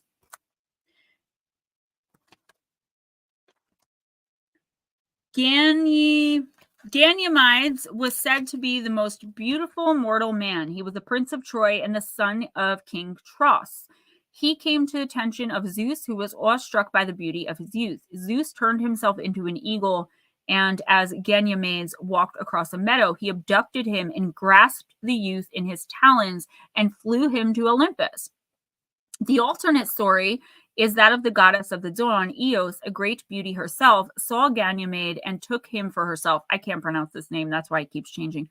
Zeus heard the young man's pleas and took him to the halls of Olympus. Ganymede became the god's cupbearer of ambrosia and was eventually made immortal. He was raised up into the sky as Aquarius, the cup or water bearer. Ganymede's cup forms the constellation crater with Aquila, the eagle, nearby. The two brightest stars are Alpha and Beta Aquarii. Words of power. I am open to the awe of the beauty around me. All I keep hearing is stuck, stale, stagnant, stuck, stale, stagnant, stuck, stale, stagnant. And I don't feel like it's your life or your energy that's stuck, stale, and stagnant. Yeah, Brian Fitch, that would be amazing. Yes, for sure. We're here every week, so thanks again. I don't feel like it's like your energy or anything about you, Mark, but I feel like in the next week or two, you could be feeling kind of restless, right? You are vibrating very high. You are working so hard on your spiritual ascension and your awakening and really opening yourself up to the world around us that most people don't see and aren't even cognizant of. It's like you're bored.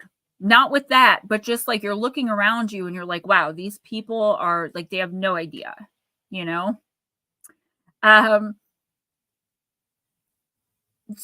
let that take you off your game. I feel like right now is not a time to be distracted by anyone or anything. In the next week or two, make sure you don't allow anyone or anything to distract you. I feel like if you look hard enough around you and you look through your energetic eyes, so to speak, if you look through with your spiritual eyes, is a better way to say that, you will find the awe and the wonder and be excited by it all around you. Don't look outside of what's normal and usual to you for excitement and wonder in the next 2 weeks. I would say this week specifically, you could be feeling restless again, bored, like you need to, just escape and maybe get out, ground yourself, bare feet in the earth under the sunlight or the moonlight, whatever you need to do. But stay where you are, because now is not the time to allow boredom to distract you. You're doing too much. And this is when the enemy or the enemies in the form of psychic, vampiric, not psychic, vampiric humans coming in and draining you. This is when we open ourselves up to that. When we're getting to these higher vibrations, right? When we're learning these new methods of opening, and that's when the darkness is like, oh, heck no. And just will try to overtake us with boredom, with deceit, and just distract us just to get us off our game. Look for that energy coming in this week and next week too. I'm not worried about it, or I would tell you, like, be careful, protect yourself. This is dangerous. You're in a place right now where I feel like you're a force to be reckoned with, and you're not going to allow this. Just be mindful of it in the back of your head.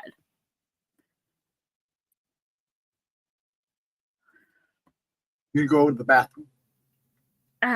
You know what? I'm good for now. You sure? Yeah, I'm good for now. I'll let you know when I have to go before the next person. I just want to make sure. Thank you. Go ahead and do Eris.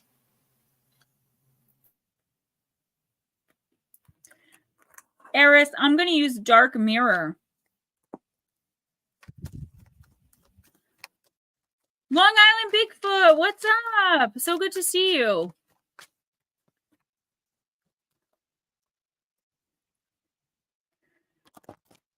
LIB in the HOUSE.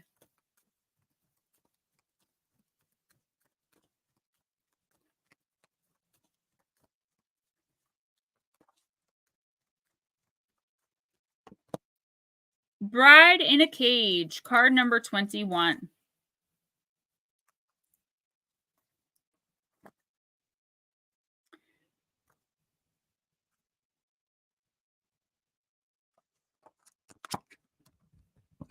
Tomorrow will be the right moment. Tomorrow will be better, even if today is hell. A gorgeous white wedding dress shines through the neon gray artificial light of the evening. It's worn by a mannequin with a dissociated skeleton head.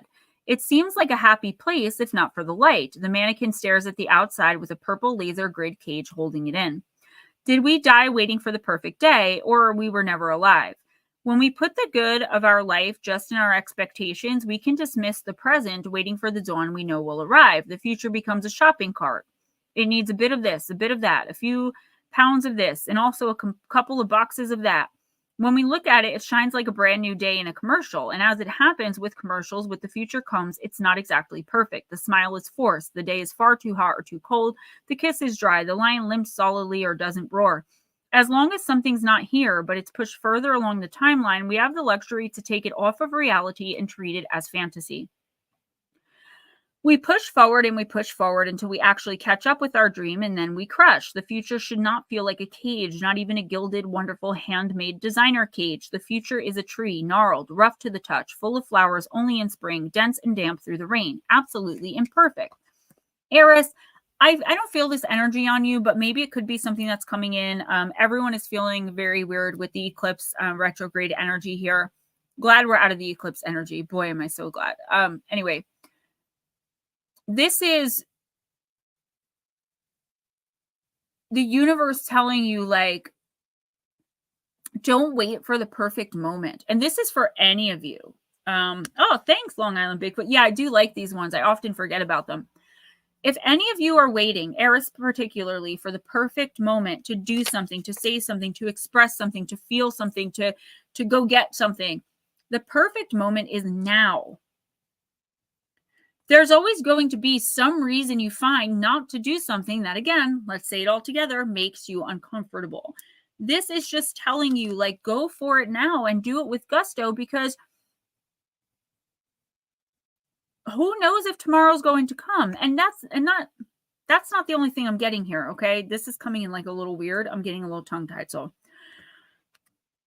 when you finally get what you want, when you finally step outside of your comfort zone, Eris, and I feel like you're ready, willing, and able to do that as soon as you see an opportunity present itself to do so, make sure that you don't have too high expectations of something or of someone. Make sure you're not putting anyone on a pedestal that, you know, expectations they can't possibly live up to, and make sure you're being realistic about your end game or your end goal, the results, right? Thank you, Ghost Dragons, for that lovely donation. I do appreciate you. Because when we have expectations of something or someone, a lot of the times it or they often don't live up to it. And then we end up hurt, and we end up not wanting to take chances next time. And we're stuck waiting in the, waiting for the perfect moment, right? Eris, this is just telling, I do need to take a break. I'm getting tongue tied.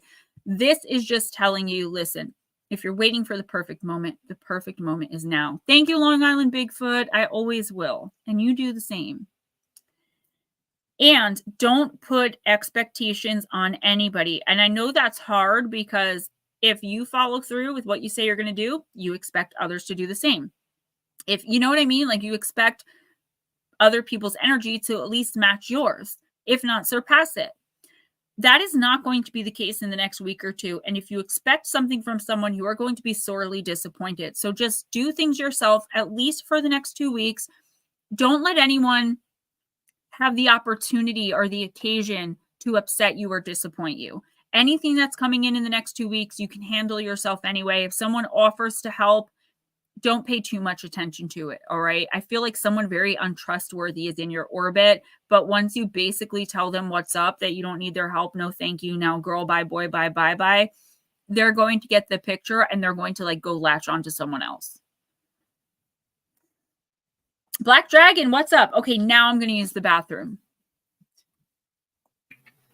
Sorry, I started to clear my throat. Sorry about that. Hello, Black Dragon. Thank you, Mr. LIB. Mike, thank you so much.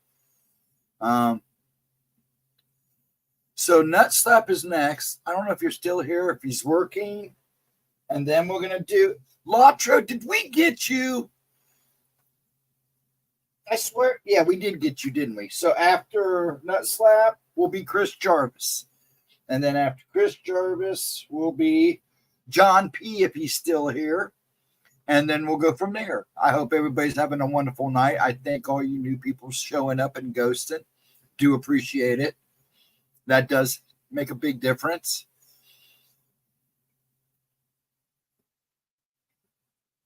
Just reading chat, trying to catch up here. I'm just Oh, you don't want a reading? Okay, you sure? Because we can get you one. I mean, you're actually next. You're after Nut Slap, and if Nut Slap's not here, I'm sure she'll probably give him a nut slap. Give him a timestamp for later. So if you want one, Lotro, just let me know and we'll get you in. Not a big deal. And Black Dragon, I hope you are well. Long time no see. Hope things are going good for you and simplified to you, sir. I'm sure my pop would say the same since he's a Marine.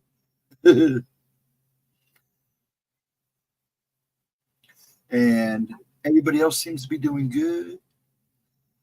I'm in Michigan. It's so ungodly windy. It's really windy here too right now. We have bushes that are just kind of far enough away from the side of the house, and they're just banging against the house. All right. Who's next? Do you want to do Nut Slap later as an timestamp? Yeah. Okay. We'll have Jules and Nut Slap. Casey just got her personal, so she's usually good. Okay. You know, the week that she gets it. So we'll have Jules and Nut Slap. Okay, I got Jules written down too for so Latra, do you want one while we're at it? Because I'm not in a great rush. I mean, it's up to you guys. Maybe he just doesn't want one. Yeah, I just thought I'd ask because he said he was in no need, but I figured I'd ask. Eris, you're so welcome. Chris Jarvis is really next then, and then if Latra wants one, he'll let us know. Is Jarvis still here? Jarvis, are you still here? If there's time, go ahead and do Latra. Yeah. And Chris, if you're still here, let me know. We'll fit you in.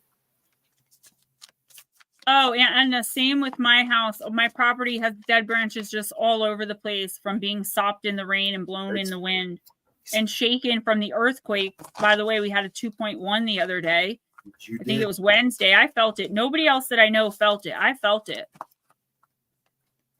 Letro, this is you. We're doing energy and spirit. Okay. These cards are so well used and they get like a little slippery sometimes.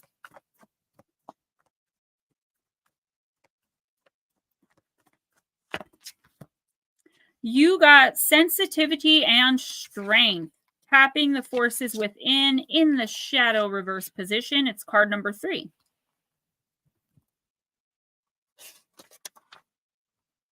This card reversed reveals the strength that flourishes within you, yet sometimes remains untapped. Being sensitive doesn't mean you have to be passive. It's time to bring some active yang energy to your life and stand in your true power. If you have a difficult time expressing your needs, taking action, or making requests of the people around you, you must challenge your old fear-based habits. You have a deep inner strength that can help you do and say all that empowers you. Call upon your own higher self and your spirit friends for the courage to speak up, take control, and drive your own destiny forward. No matter how sensitive you are, you now have the power to realize the unlimited strength of your soul. I express my sensitivity and strength in equal measure. I always have the courage to take the most honoring approach.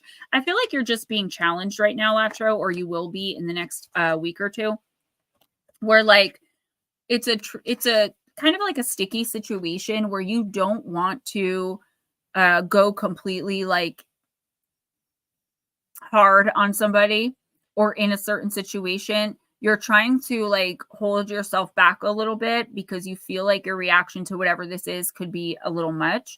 That's the thing. You're being sensitive, but in a way, not like sensitive, like crying in your feelings. You're being energetically sensitive. You are picking up things about people around you and things that are going on in your orbit that other people aren't aware of. They're not picking this up. You're ultra sensitive. You got the yang energy, the feminine coming in, much stronger than normal. The thing is, you can say what's going on. You can say what needs to be said. You just have to maybe do it in a way where others are going to understand. So you may not have tangible proof to back up the fact that, you know, your brother-in-law is cheating on your sister, but you can go to your sister in kindness with love and break it down to her instead of punching him in the face and accusing him of cheating right in front of her and making like a statement. And I feel like that's what this is about. It's like understanding that other people may not understand how you're feeling at the moment, and it's because they're not as connected. They're not picking up as much as you are. So you have to break things to them gently, but also you need to get your point across. So you don't want to become too passive. Righteous anger is always acceptable. I never tell you guys, and I get criticized for doing this a lot, and I never do it. Like, you don't get angry. Getting angry is wrong. What I say is reacting in rage and in hate is not ever the right or the best thing to do in any situation, even when you're being goaded, even though it's hard. This situation is going to require some tact and some discipline, but I feel like if you really keep it in the back of your head that you're picking up on stuff nobody else is, so they may not understand it, then you'll find a way to get through this and explain it to them and get your point across. So if it's someone you're not getting along with, they may not be understanding. You may know something about someone, you know, that they're harming someone you love, you know, but there's no proof of that. That can be frustrating, but at the end of the day, you are strong enough, you're resilient enough to wait for the right time to do this and to not react in anger. I hope that made sense.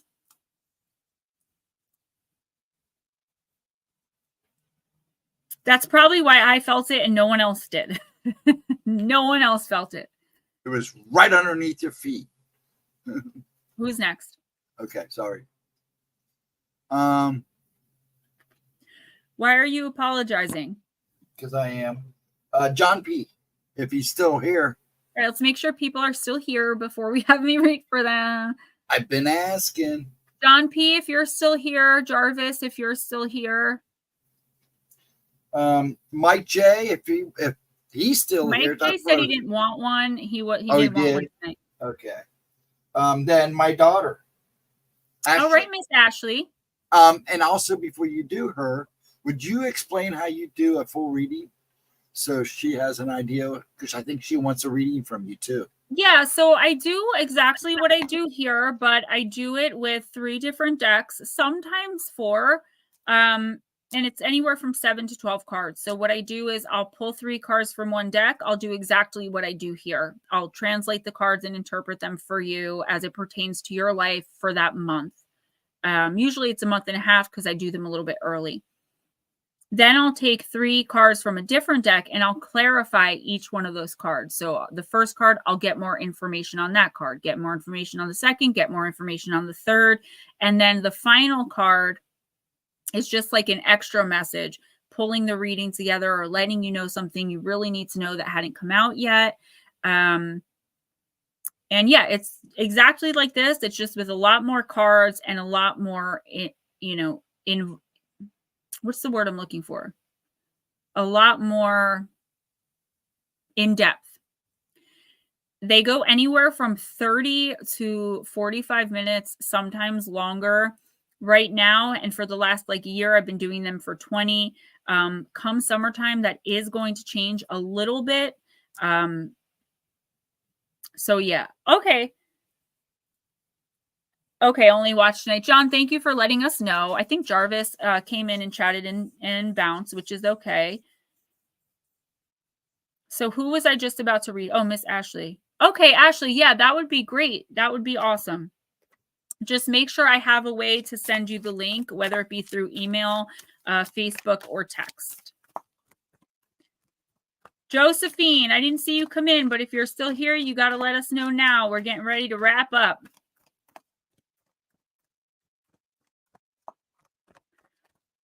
All right, Miss Ashley, let's see. Miss Smoochie, I love you too, girl. All right, explore your creative side. Visualize, paint, record. Ashley, perfect, perfect, perfect.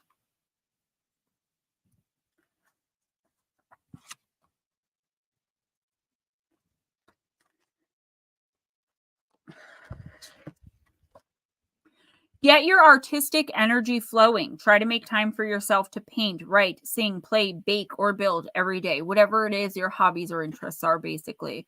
Even if you can only find a few minutes at a time, regularly engaging your imagination will make a noticeable difference to your energy. You don't have to be an artist, a musician, or a chef. When you start thinking more creatively, you invite inspiration and ingenuity to all you do. When you unlock your imagination, you're opening yourself to healing energy from the universe. Creativity is connected to your passion, your solar plexus, and sexual chakra. It's also linked to life force and positive energy. When you're not using your creativity, you can start to feel restless, frustrated, or numb. Re-energized by painting, planting, sewing, singing, playing, or just thinking outside of the box. This card also encourages you to look for a unique solution to a problem. So let's do first things first. Josephine, I see you. Ashley, if you've given up on your hobbies or put them to the side to do other things for other people, that's perfectly understandable. Sometimes we just don't have time. We have to work. We have to take care of our kids. We have to focus on our husbands.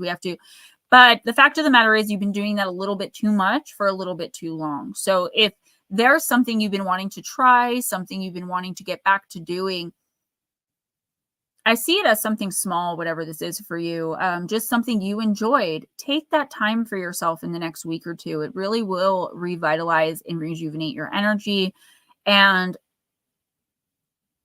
it'll bring more positivity to you. I feel like it's a form of escape that's healthy, that you can just put all your effort in and make something that's truly yours. I feel like you've given so much of yourself to others that you've kind of lost the way to give to yourself, and renewing your interest in this hobby, whatever it is going to be very beneficial for you in the next 2 weeks. If you feel like you don't have the time, make the time, or find something. Like, I love yoga. I used to do it 4 times a day for 20 minutes. I don't have time for that now, but I do make sure I do at least 12 to 15 minutes every single day, no matter what.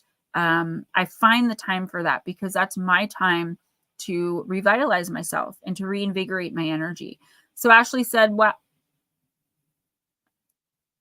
wow, on the point, so close to reopening the bakery and trying new cake recipes and starting to make homemade bread and pastries and cinnamon rolls and started reading and writing again. There you go. Yeah, this is telling you, like, go full force into that. Absolutely. Make sure you don't put it on hold or push it aside for anyone or anything, because it's going to greatly benefit not only you, but the people that you've been putting it aside for. Okay.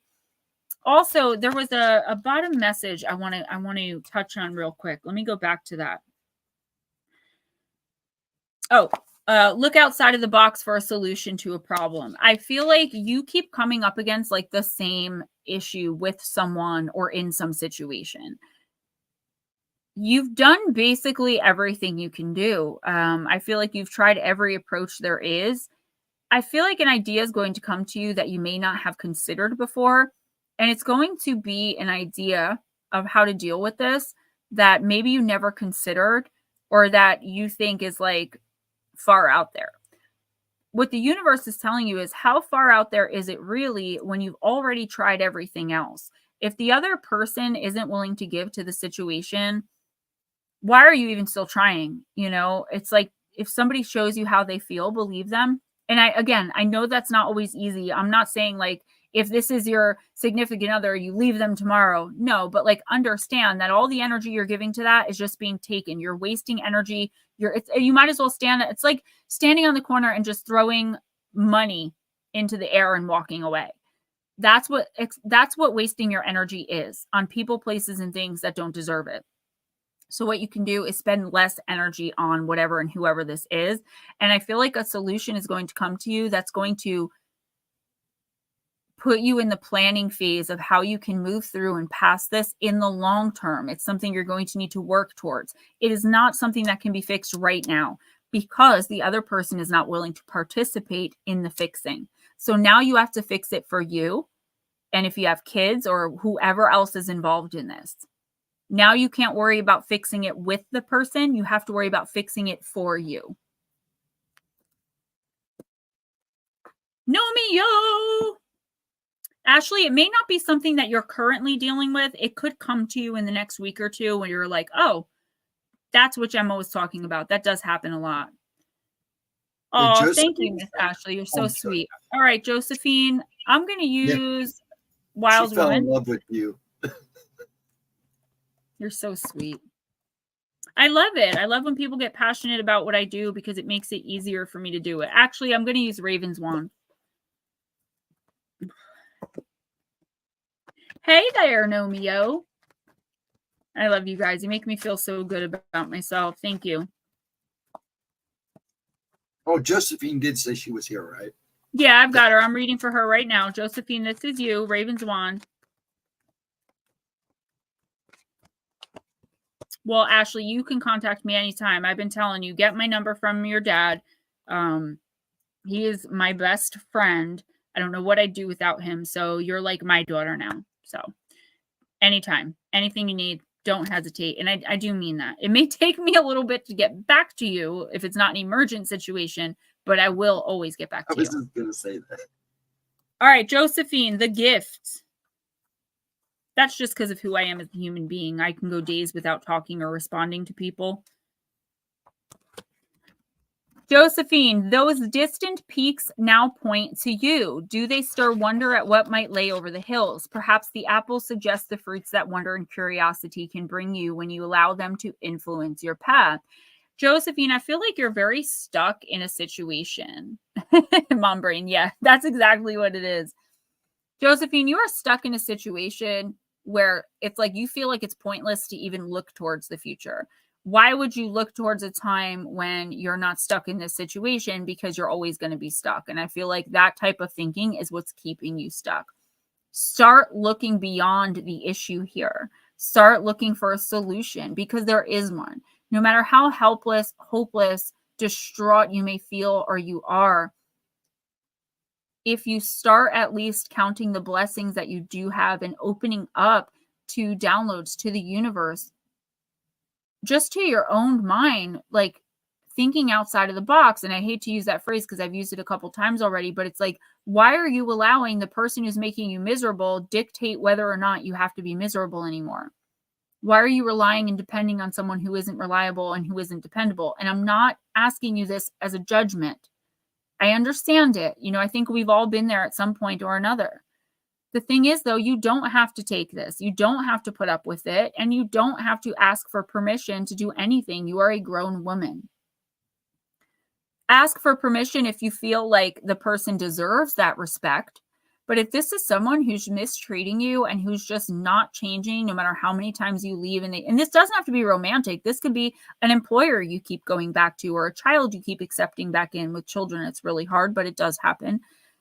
You have to stand your ground and assert your power and your dominance, not over this person, over yourself, your own energy and your own destiny. Stop allowing abusive, neglectful energy vampires to dictate what you can do, who you can talk to, what you can wear, where you can go, because they're not going to let you see beyond right now. Because that would open your eyes to a whole world out there that they are not allowing you to touch. They are blocking your energy. You need to get away from whoever this is as quickly as possible. And if you can't physically get away, start emotionally detaching. Stop depending on them for so much. Stop seeking validation from them and stop allowing them to see how emotional you get. If you have to, go into the bathroom and scream and cry into a towel so they can hear you. If you have to, hold it in and then call up your best friend and rage. Do not give this person the supply they're looking for. You are in a very bad situation. Hello, Mama Cindy. Who's next?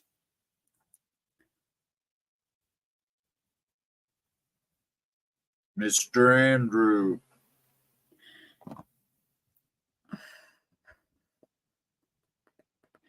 No, Mio, I'm going to use Sacred Forest.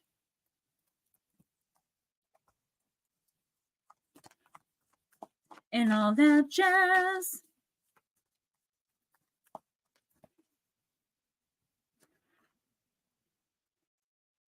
Great. Now I want to watch Chicago.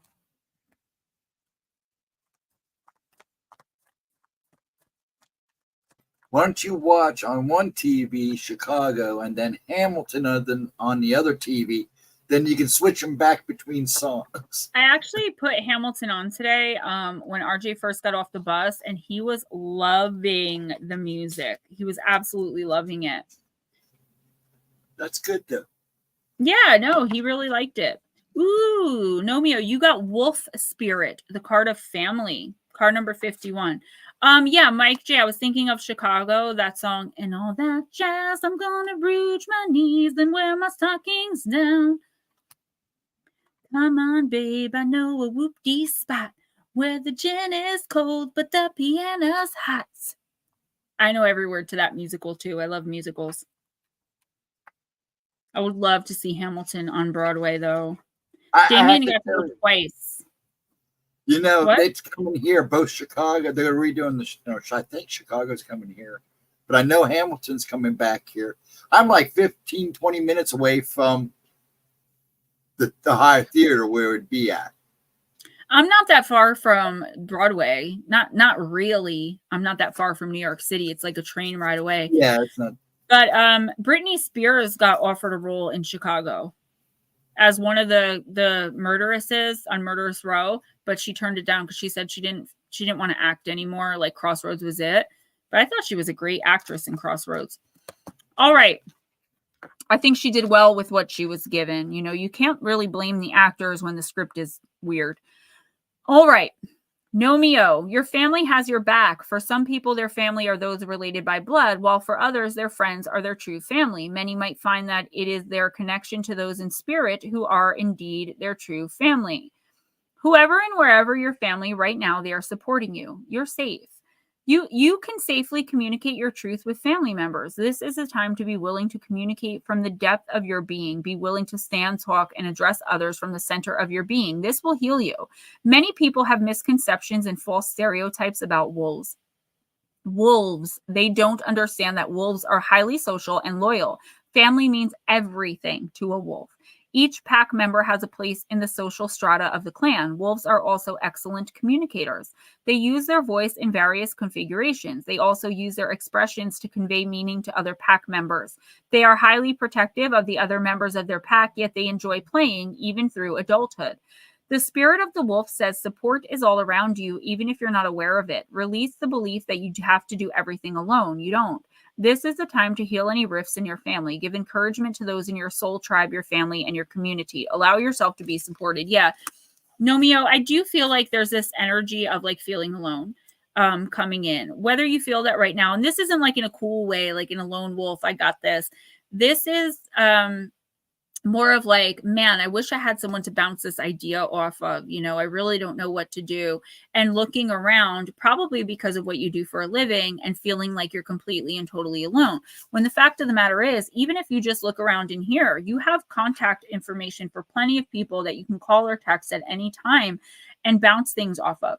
If you're going through something, the worst thing you can do is stay silent and feel like you have to handle it all on your own.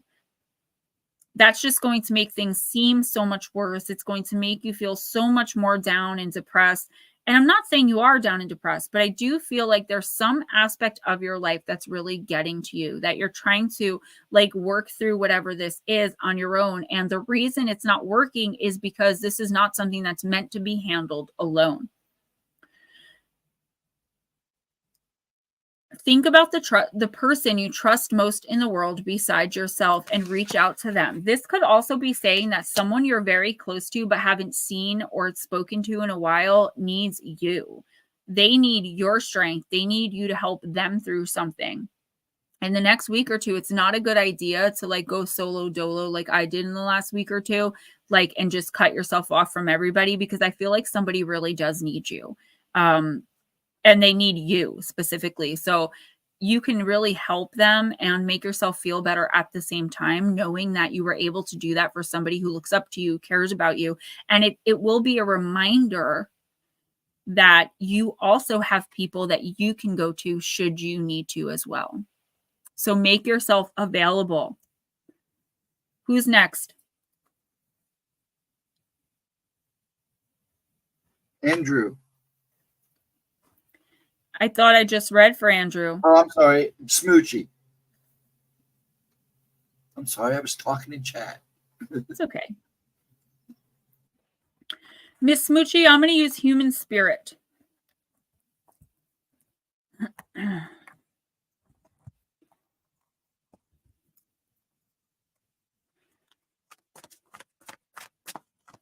So 5-second rule, that reminds me of a short I did that almost no one watched. So I'm not talking about food, but this would be a good time to explain this. So the 5-second rule, if you meet somebody, or even if it's somebody you know and you're like just hanging out with them, if you notice something about them that they cannot fix in 5 seconds, their teeth, their weight, their hair, do you know what I mean? Like something intrinsic about them that they cannot fix in 5 seconds, you don't mention it.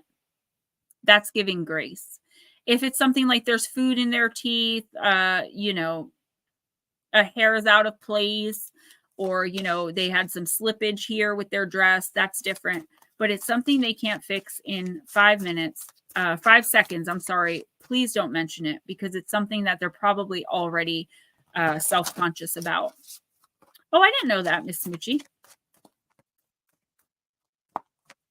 The only reason I don't use the Mystical Creatures deck more is because the cards are this big, the box is this big, and it takes up so much space. The book is this big, and the cards are this big, so I have to find a special place for it. That's why I don't use that one that often. All right, Miss Smoochie Girl. Did you call me from Louisiana the other day? Not any of your numbers that I would be familiar with. Somebody, yeah, right. Now it's the 15-second rule due to the cost of food. It's a 15-second rule. Oh, yeah, Nomeo, I wanted to post the photo of you and Blue Crossroads on Facebook. Okay, I only know one other person in Louisiana that would have my number. I haven't talked to them in a long time, and they don't come in here anymore, so I don't know. It could have just been a random thing because they only called once. You got card number 1, Any Way the Wind Blows, in the upside down shadow position. Oh, well, look at you, just like a feather blowing all over the place. We love your trust in the universe, but you also need to recognize when it's time to stand your ground and change the things you do not like that are coming your way. Sometimes all the universe wants of us is to stick up for ourselves, to find our worth, and then demand it. If you're always just playing along, if you're always just going along the path of least resistance because you're afraid of what might happen, then like the feather, you will always just be blown away any way the winds take you. It's time now to stand in your power, and the trick to do that is balance. The balance of knowing when it's time to rely on your roots or when it's time to go with the flow. Even a river knows when to bend or find a better path. So if this plane isn't going where you'd like, take the next one. Smoochie, I don't see you as someone who Long Island Bigfoot, let us know because you're going to be next. And we're almost done here, babe. Gladly read for you if you want. I don't see you as someone who, keeps quiet or goes along to get along, but I do feel like there's a situation here that for a long time you've said nothing. You've stood idly by. You didn't want someone, whoever's involved here, to be mad with you, so you went along. The problem with that is you have the answer the situation needs. And I remember telling you this before. If you would speak up and speak in your power and with all your might, you could change a desperate situation for someone just by giving your opinion, giving your advice. You know what you're talking about. So why are you biting your tongue? If someone gets angry with you for speaking the truth, I'm sorry, facts don't care about your feelings. If you've got something to say it, especially in the next week or two. You could prevent something bad from happening. You can create something really amazing. Stop being quiet for fear someone's going to be angry. If they're angry, let them be angry. You have to be true to yourself. The more we dull and dim our light, which is our authentic selves, the more things go bad for us because we're not really putting ourselves out there. We're shrinking into ourselves. We're not allowing our energy to be out there. We're not allowing our energy to touch other people's energy. We're just keeping it all to ourselves. And honestly, it's a little selfish. And I'm not saying you're a selfish person or that you're doing it selfishly, but that's how the universe sees it. Like, why are you not sharing this? Because someone's going to be mad? They'll get over it. And if they don't, they weren't meant to be in your life or around you anyway. That's the way the universe and spirit sees it. Try to think of it along those lines. But I feel like if you open your mouth and you stand your ground and speak powerfully and kindly with thoughtfulness towards the person you're speaking to, it'll work out. Who's next? Okay, Mike was next. Good, Smoochie. Yeah. So Black Dragon, if you want, let me know, and go ahead and do Miss Cindy Lee. Black Dragon, let us know, please. Mama Cindy, I'm going to use the Archangel Animals. I haven't used this one yet tonight. And then if neither one of those answer, you can do your timestamps. Good. I'm starving. I kind of am too. Got to talking about donuts. Guys, don't forget Monday at 11 a.m. Eastern time. I'm going to be discussing the disappearance of the Solder children in the premiere, the pre-recorded. And then we're going to have 2 more after that, which will be members only after about 26 hours. I usually push them to members only after afternoon talk around between 2 and 3 Eastern on Tuesday. It's going to be the mysterious death of Erin Valenti. Did she die because of her knowledge of the Matrix? And that's a 2-parter. The first part's going to be a lot longer than the second, but I couldn't make an 1.5-hour long video because I know a lot of people cannot spend that much time. And if you stop it halfway through, it really negatively affects my algorithm. Black Dragon, do you want a reading? Mama Cindy. No, you weren't late to be on the list. I'm already shuffling for you, honey. If you get here by 10 p.m. Eastern, you're fine. I'm not in a hurry. I'm just a little hungry, but I'll be done. 1 or 2 more readings isn't going to affect me. And it's only making it worse because we keep talking about food. Mama Cindy, you got the ant. Cooperate for the highest good of the community. Archangel Preminelec. Yeah, don't mess with my flow. The message of the ant card is to devote yourself to making your home welcoming and harmonious, while at the same time acting to bring your community together. You can take small steps like picking up litter or smiling at your neighbors, or aim higher and actively offer yourself in service. The ants carry the key to Sirius, which is to understand the universal Metatron cube. Look at it and absorb its energy. This is a fundamental tool to open your consciousness to the power of sacred geometry. I'll show you the picture, and you can look it up on Google to get an actual picture of it to meditate on, Mama Cindy, when you have the chance.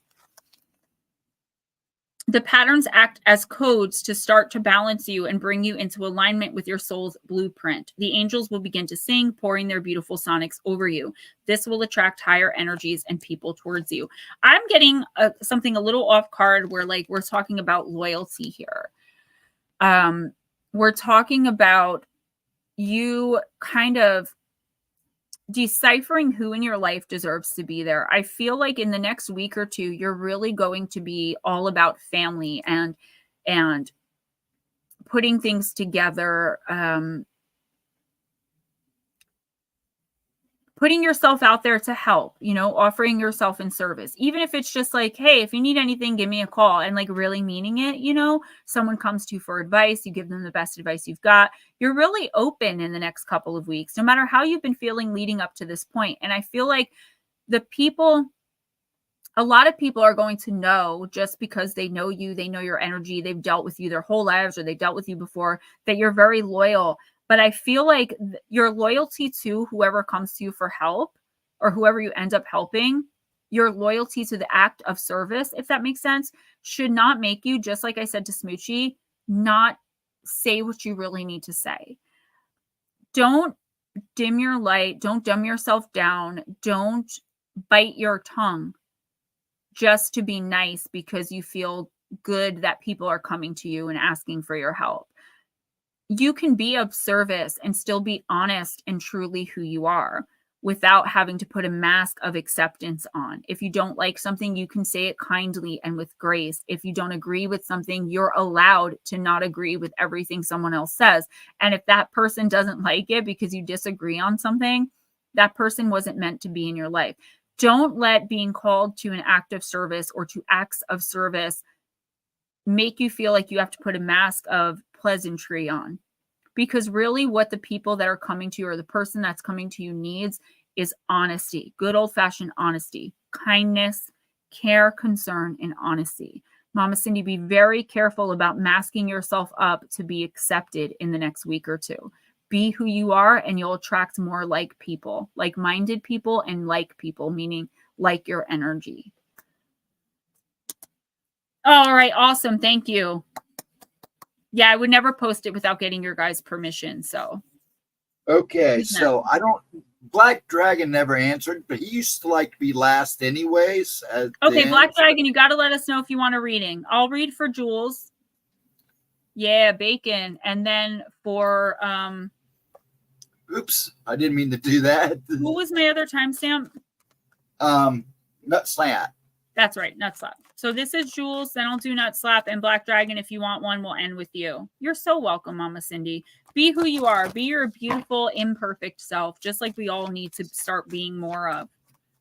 We all need to stop putting on this mask of acceptance to be liked, because that's false, you know? I want people to like me because of who I am, who I really am, not because I tell them what they want to hear. And I think a lot of us probably have dealt with that in the past, you know, where we just didn't want any kind of conflict or confrontation. We have to get better at being our authentic selves. Guys, please, if you can, don't forget to donate to PayPal or Cash App. The past few weeks, I've gotten one person donating, actually two. And I get it. It's tough out there. I'm not mad about it. I'm just reminding you guys that right now, this is my income. So, and I am here for quite a while. If you can't, no big deal. There's always next time. And I know you guys all donate when you can. So I love you all so much. And I love spending this time here every week. This is all Jules, right. right? Yes. Miss Jules, you got Mulan, card number 19.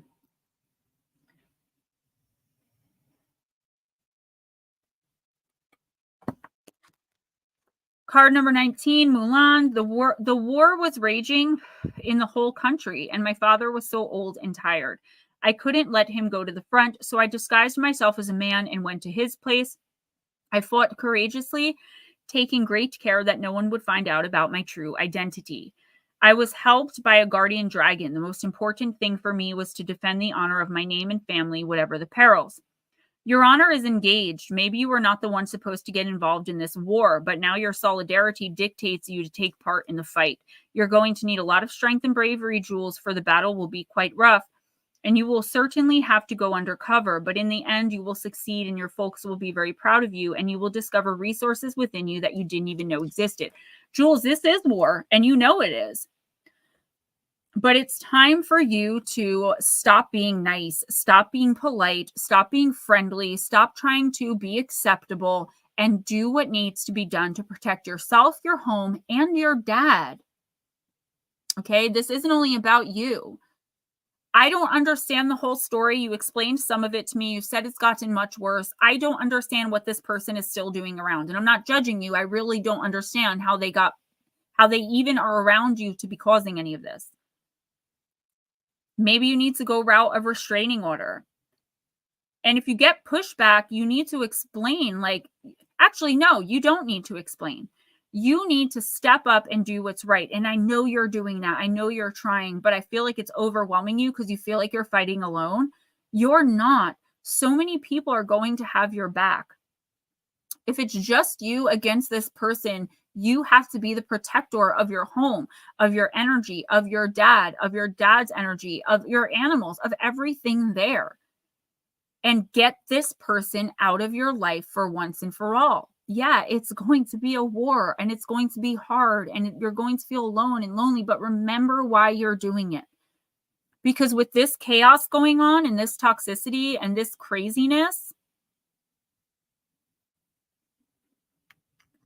you're never going to be able to manifest what you're trying to manifest. You're never going to be able to truly get to where you need to be to spiritually align. And this is why you're always pulled back into misery, because of these niceties. This approach of, I'm going to be kind, I'm not going to be cruel, I'm going to give this person another chance. When do you stop giving people who cause literal war in your home of all places, who wage literal war in your home against you, another chance? Again, I'm not judging. I've been there. I've done it, and I probably still do it in some way, shape, or form. But your team is like, this needs to stop. Oh, you did? Let me know how you like it. Danger at your door. But either way, thank you so much. That really helps because I get paid for that book and a few others monthly now instead of having to wait every 6 months. So it's another form of like small income. All right, nut slap. I'm going to use Oracle of the Universe, and then I am donezo.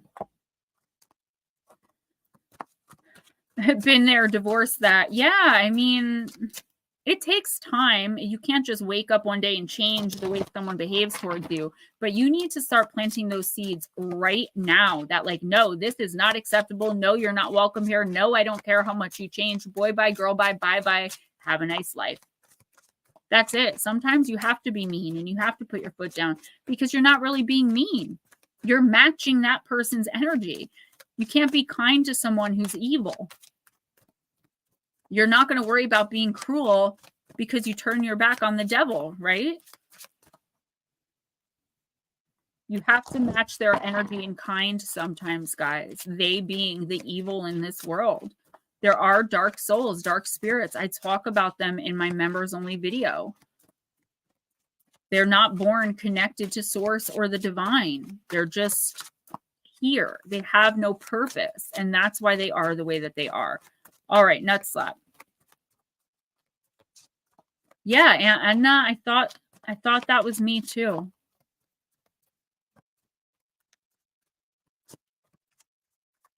And all that jazz. Yes, and Jules, don't forget, Blue Crossroads said if it's a legal issue, you can always consult me. I can walk you through a few steps. All right, Black Dragon, you're next and last. Gotcha. All right, so we got another another zodiac sign, actually. Mark pulled the constellation Aquarius, and Nutslap pulled card number 4, constellation Cancer. It is the card of distraction. Do not get distracted from your goal. Nut slap, hold your focus. There is worth in being aware of all of your options and being calm. Do not be goaded into chaos. Be strategic in solving your problem, but you must take action. If there is one very complex mythos that certainly is a test of endurance, is the story of Heracles and the 12 labors. To complete the 12 labors, which ended up being 13, the hero had to have both luck and a serious focus. The hero Heracles was charged with defeating Hydra, the many-headed monster, as his second labor. The Hydra was tough to kill, as one drop of its poisonous blood would be the end, let alone battling its many heads. And we talked about this in other cards in Deep, Dark, and Dangerous, which is another Stacey DeMarco Oracle book.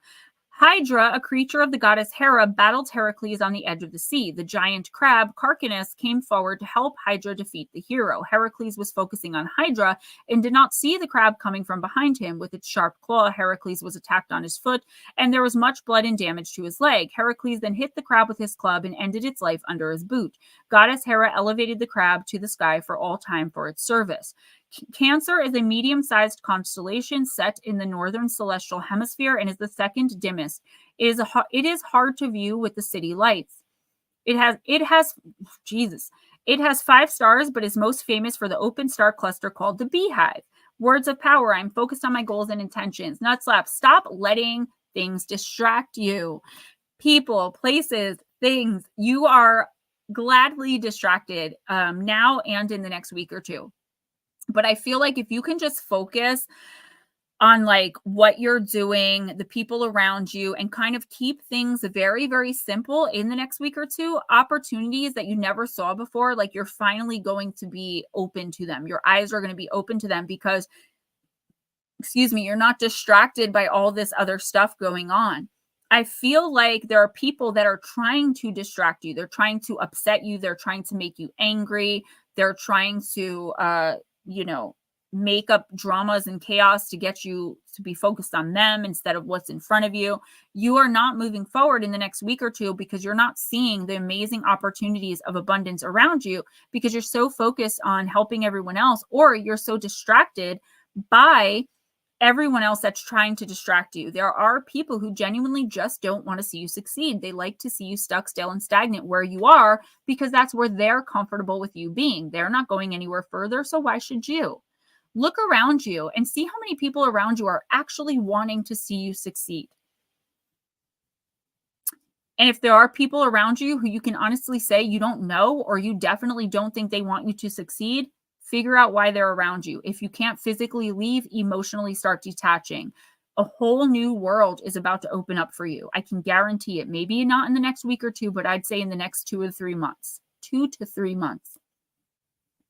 But not if you stay focused on, only the bad, only the negative, only where you are right now. You have to start focusing visually, mentally on where you'd like to be and the steps you need to take to get there. And as you do that and start focusing more on that and less on everything that's going around you and all the people that are trying to distract you and other things, the universe is going to put exactly the steps you need to take to get to the next level. You're not going to get right to your goal immediately, but you'll at least be taking the steps. You'll feel so good about yourself. You'll feel so much better. You'll feel so much more confident and positive about the future, and that you actually can obtain, this goal or achieve these dreams. But just don't get involved in other people's nonsense. Blow them off if you have to. Black Dragon, I'm using energy and spirit.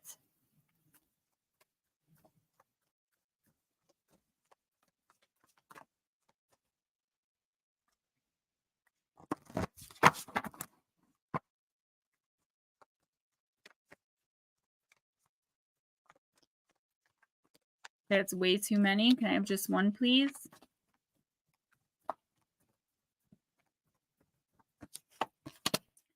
Soulful appreciation, card number 30 in the uprights, heartfelt gratitude.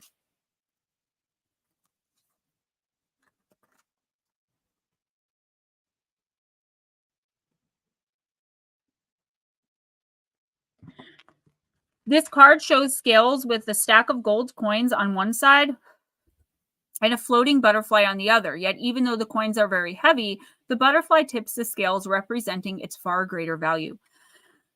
This reminds you that there are many forms of value in life. People are quick to appreciate material wealth and just as quick to dismiss the fleeting, unassuming moments of joy, but it's vitally important not to miss these golden opportunities.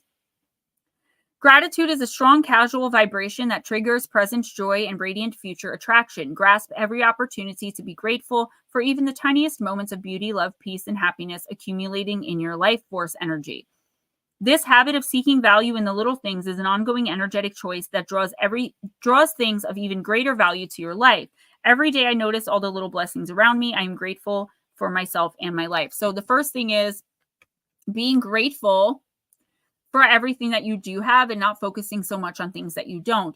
Even focusing on things that you really want to achieve, like where you want to be in 10 years or whatever the case may be, something that you really, really want could be a big distraction to you seeing what's right in front of you, the many blessings and the gifts and things you already have. However, there was something else I saw on here with the coins and the butterfly, okay? Money versus what does the butterfly represent in tarot and oracle? Freedom. Is someone trying to put a price on your freedom? Is someone trying to buy your thoughts, your ideas, your power, your opinions? I feel like someone is trying to buy you to perform some duty for them, whether it's be their lover or, take up their drama or whatever the case may be. To me, this is money versus freedom. Are you willing to sell your soul for money? Are you willing to give up what's most important for money? I don't know why the universe is asking this of you. So in the next week or two, be very cognizant of the beautiful blessings around you and be sure to stay away from people, places, and things that don't serve you and anything that energetically feels off. Also, pay special attention to your dreams. Make sure that you're keeping it as positive as possible because I do feel something very negative kind of slinking in to steal your peace and your happiness and to try to take your freedom of thought, whatever. I don't know what this is, Black Dragon, but you might be very, very aware and mindful of it. And Teresa, Mom, if y'all are still listening, I love you guys so much. All of you gemstones, I love you all so much. I'm going to go get me something to eat and go to sleep. I'll see you in the pre-recordeds on Monday. So we have the Solder Children at 11 a.m. Eastern. We have at 12 Eastern, we have part 1 of Erin Valente. Did her death have to do with her knowing about the Matrix? And then we have part 2 at 1 p.m. Eastern right after. That way y'all don't have this whole hour and a half long or however long it is video to watch. Guys, thank you so much for joining me. Please don't forget to purchase my books. PayPal, Cash App donations are so appreciated right now. If you can, please do. If not, maybe next time. I'll see you guys on Tuesday for Afternoon Talk with Ghostdragonzw and Ryan Tremblay. Bye. Good night.